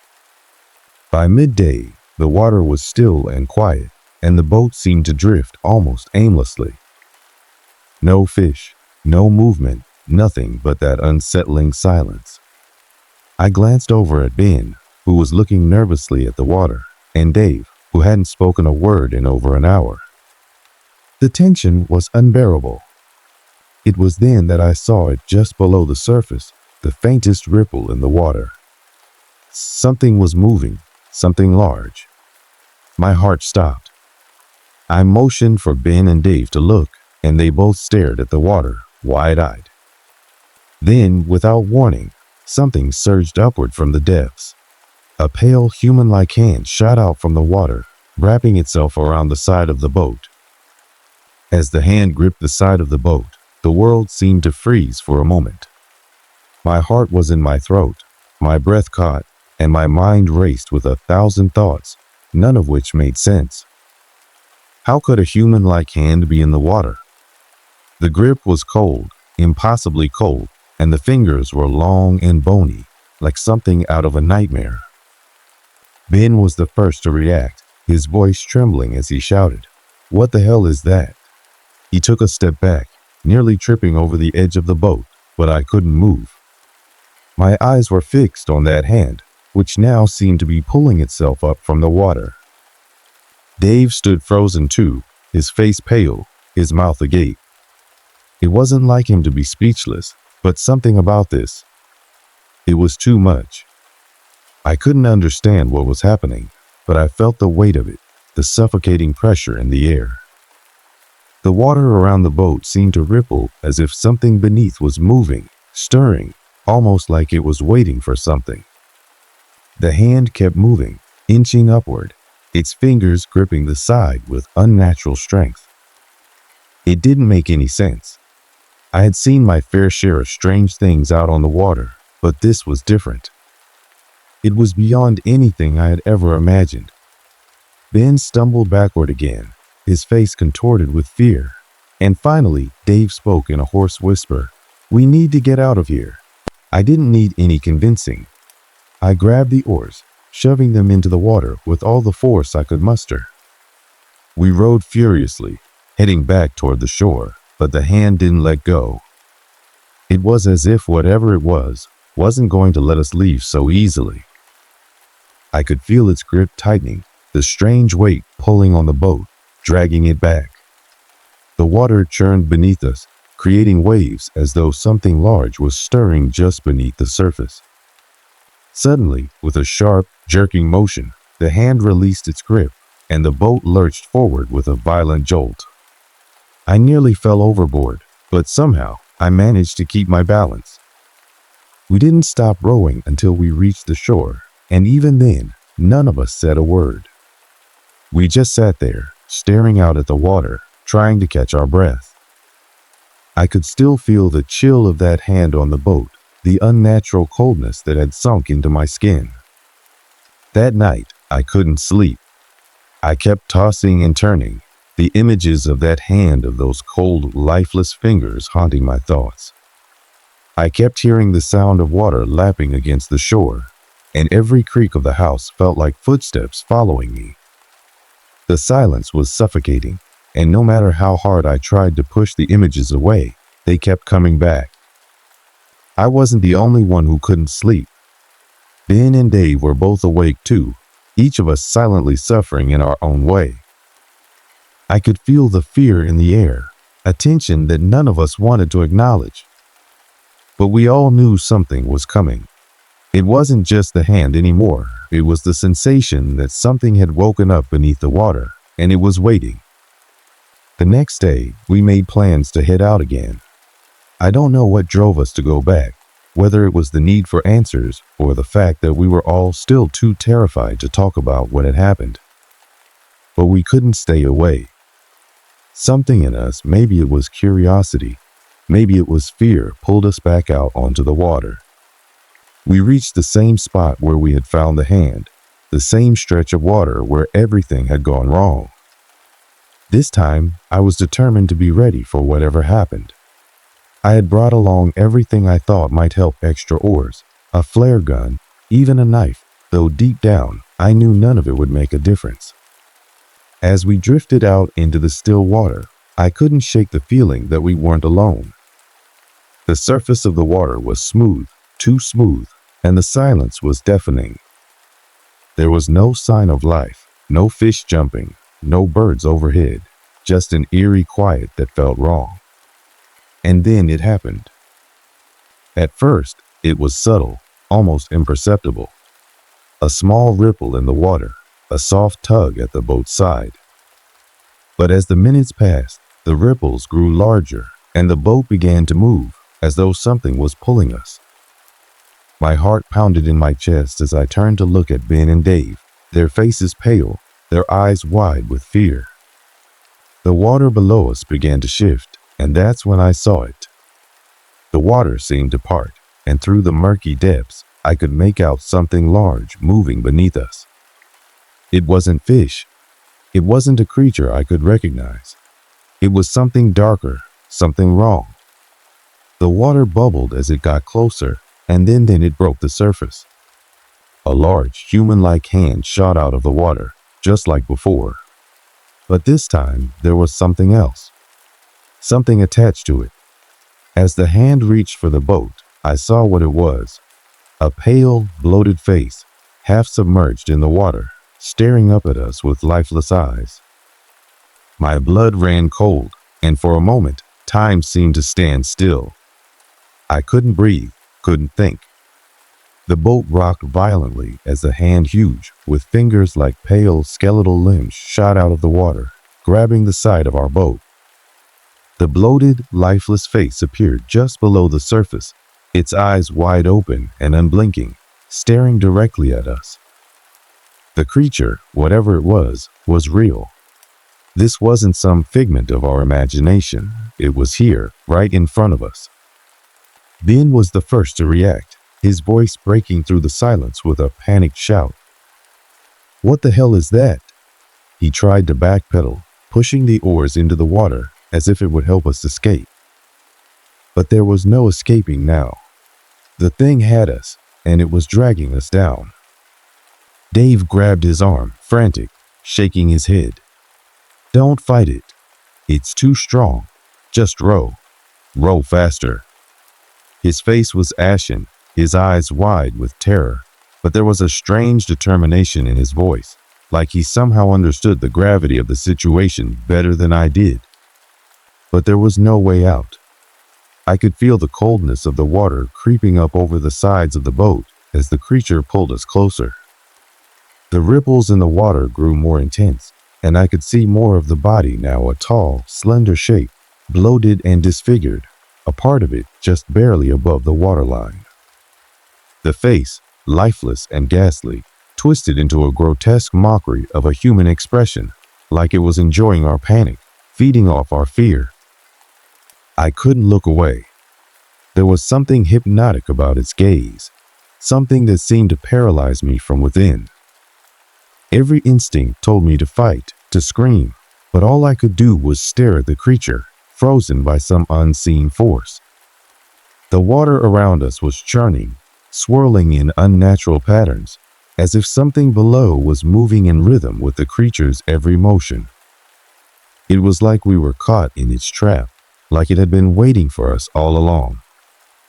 The boat was no longer moving. The oars hung uselessly in the water as the thing clung to the side, slowly dragging us back toward the deep, black water below. The air felt thick, suffocating. I could barely hear Ben's frantic yelling or Dave's desperate attempts to pull us free. All I could hear was the sound of water sloshing around us, the creaking of the boat, and my own heart pounding in my chest. I glanced over at Ben, but his face was as pale as mine, his eyes wide and wild, yet he couldn't seem to break free of the fear. And then, just as I thought we were done, for the creature's face seemed to change. It twitched. Slowly, the lips curled into something that almost resembled a grin. I realized then that it was laughing, a guttural, low laugh that didn't sound human at all.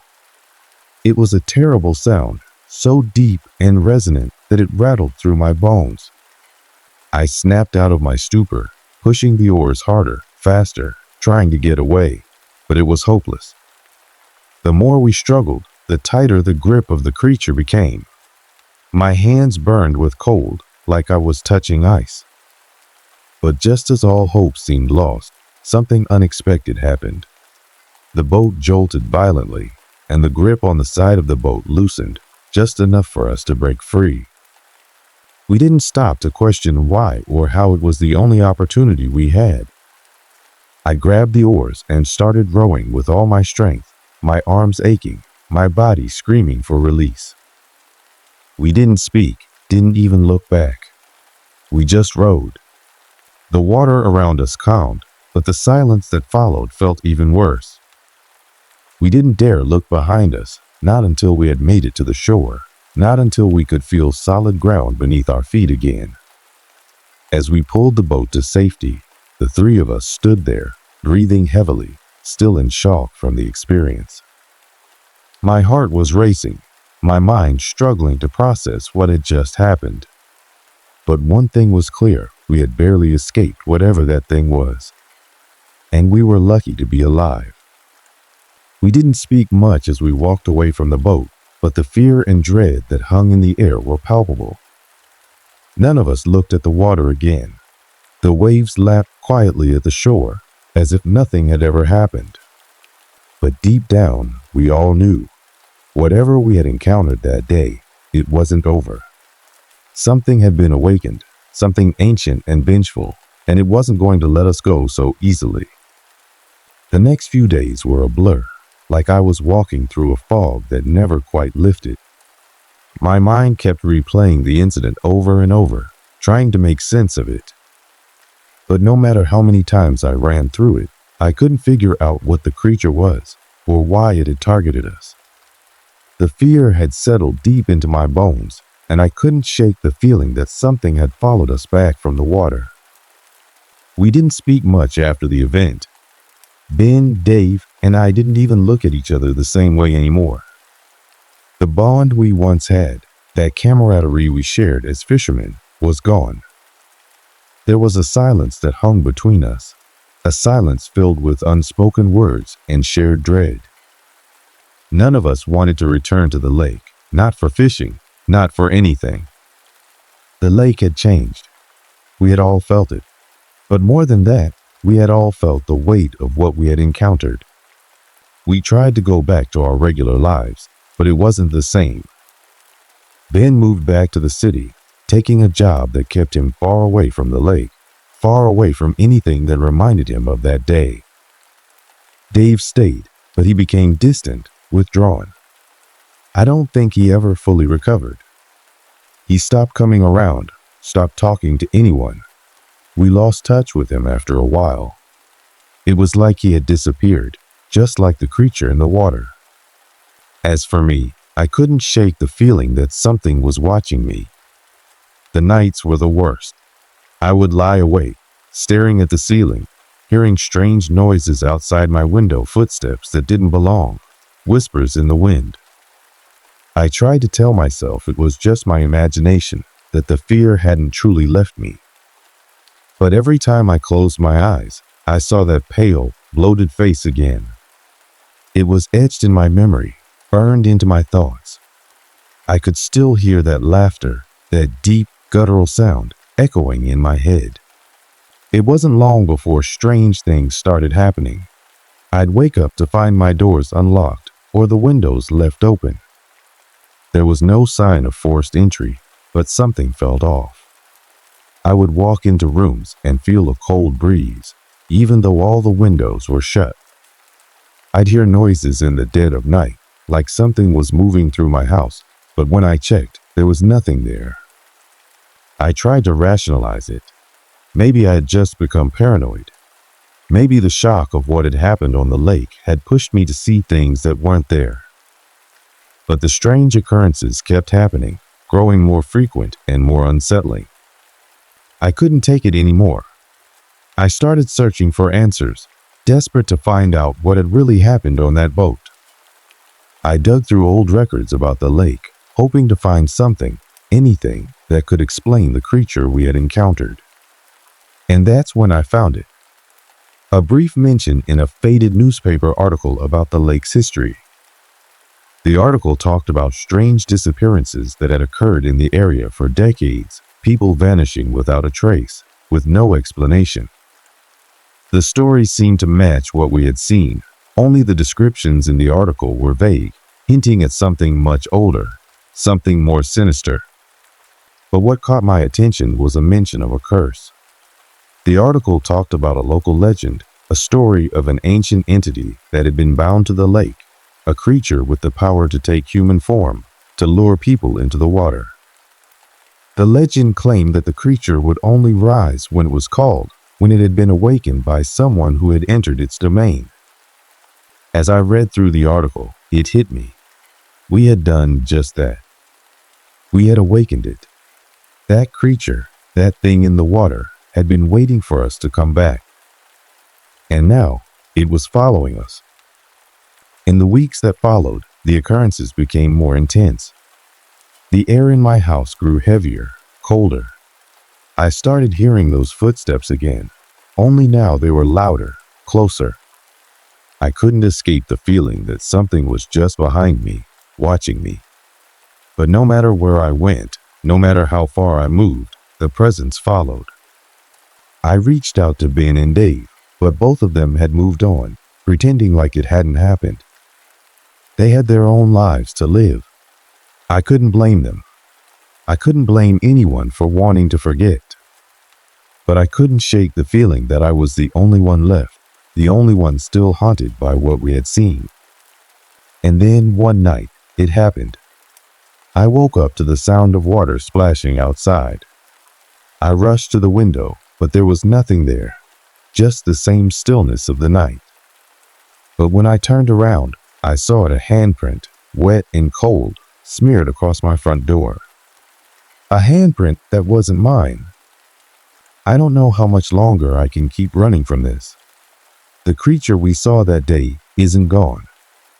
I know that now, and I can't escape it, no matter where I go. It's waiting for me to come back to the lake. I can feel it. As the weeks passed, I became more and more consumed by fear. The feeling of being followed, the unease that settled in the pit of my stomach, it all grew worse. I couldn't focus at work. I couldn't sleep. I couldn't even walk through my own house without feeling like something was just behind me, watching my every move. I tried to reach out to the authorities, but they wrote it off as paranoia, as though it was all in my head. They couldn't understand. They didn't know what I'd seen, what I'd felt. I couldn't take it anymore. One evening, with nothing but the weight of my own terror for company, I made a decision. I drove out to the lake, the place where it had all begun. The fog was thick that night, rolling over the water in waves, making everything appear distant, disconnected from reality. I stood there for what felt like hours, just staring at the dark, still waters. And then I heard it, that same laugh, that low, sickening sound that echoed from deep within the lake. It wasn't the wind. It wasn't my imagination. It was real, and it was calling me. I couldn't bring myself to get any closer. I stood there, frozen in that cold night air, knowing that whatever it was waiting for me. I could feel it. I could feel its presence reaching out, pulling me in. My body trembled and my heart pounded in my chest, but I didn't move. I couldn't. For hours, I stood there on that shore, locked in a battle between wanting to run and wanting to face whatever this thing was. In the end, fear won out. I turned and ran back to my car, but as I did, I swore I saw something in the water, just beneath the surface. A figure, pale and bloated, its hands pressing against the water, trying to break free.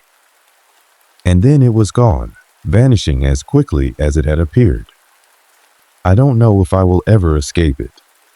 I don't know if it's a curse or something far worse, but I can't live like this anymore.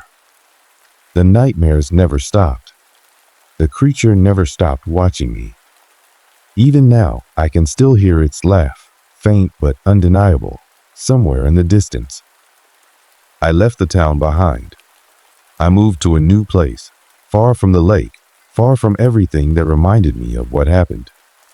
But the fear remains. I still see the handprints on my door at night. I still hear the water, the splashing that shouldn't be there.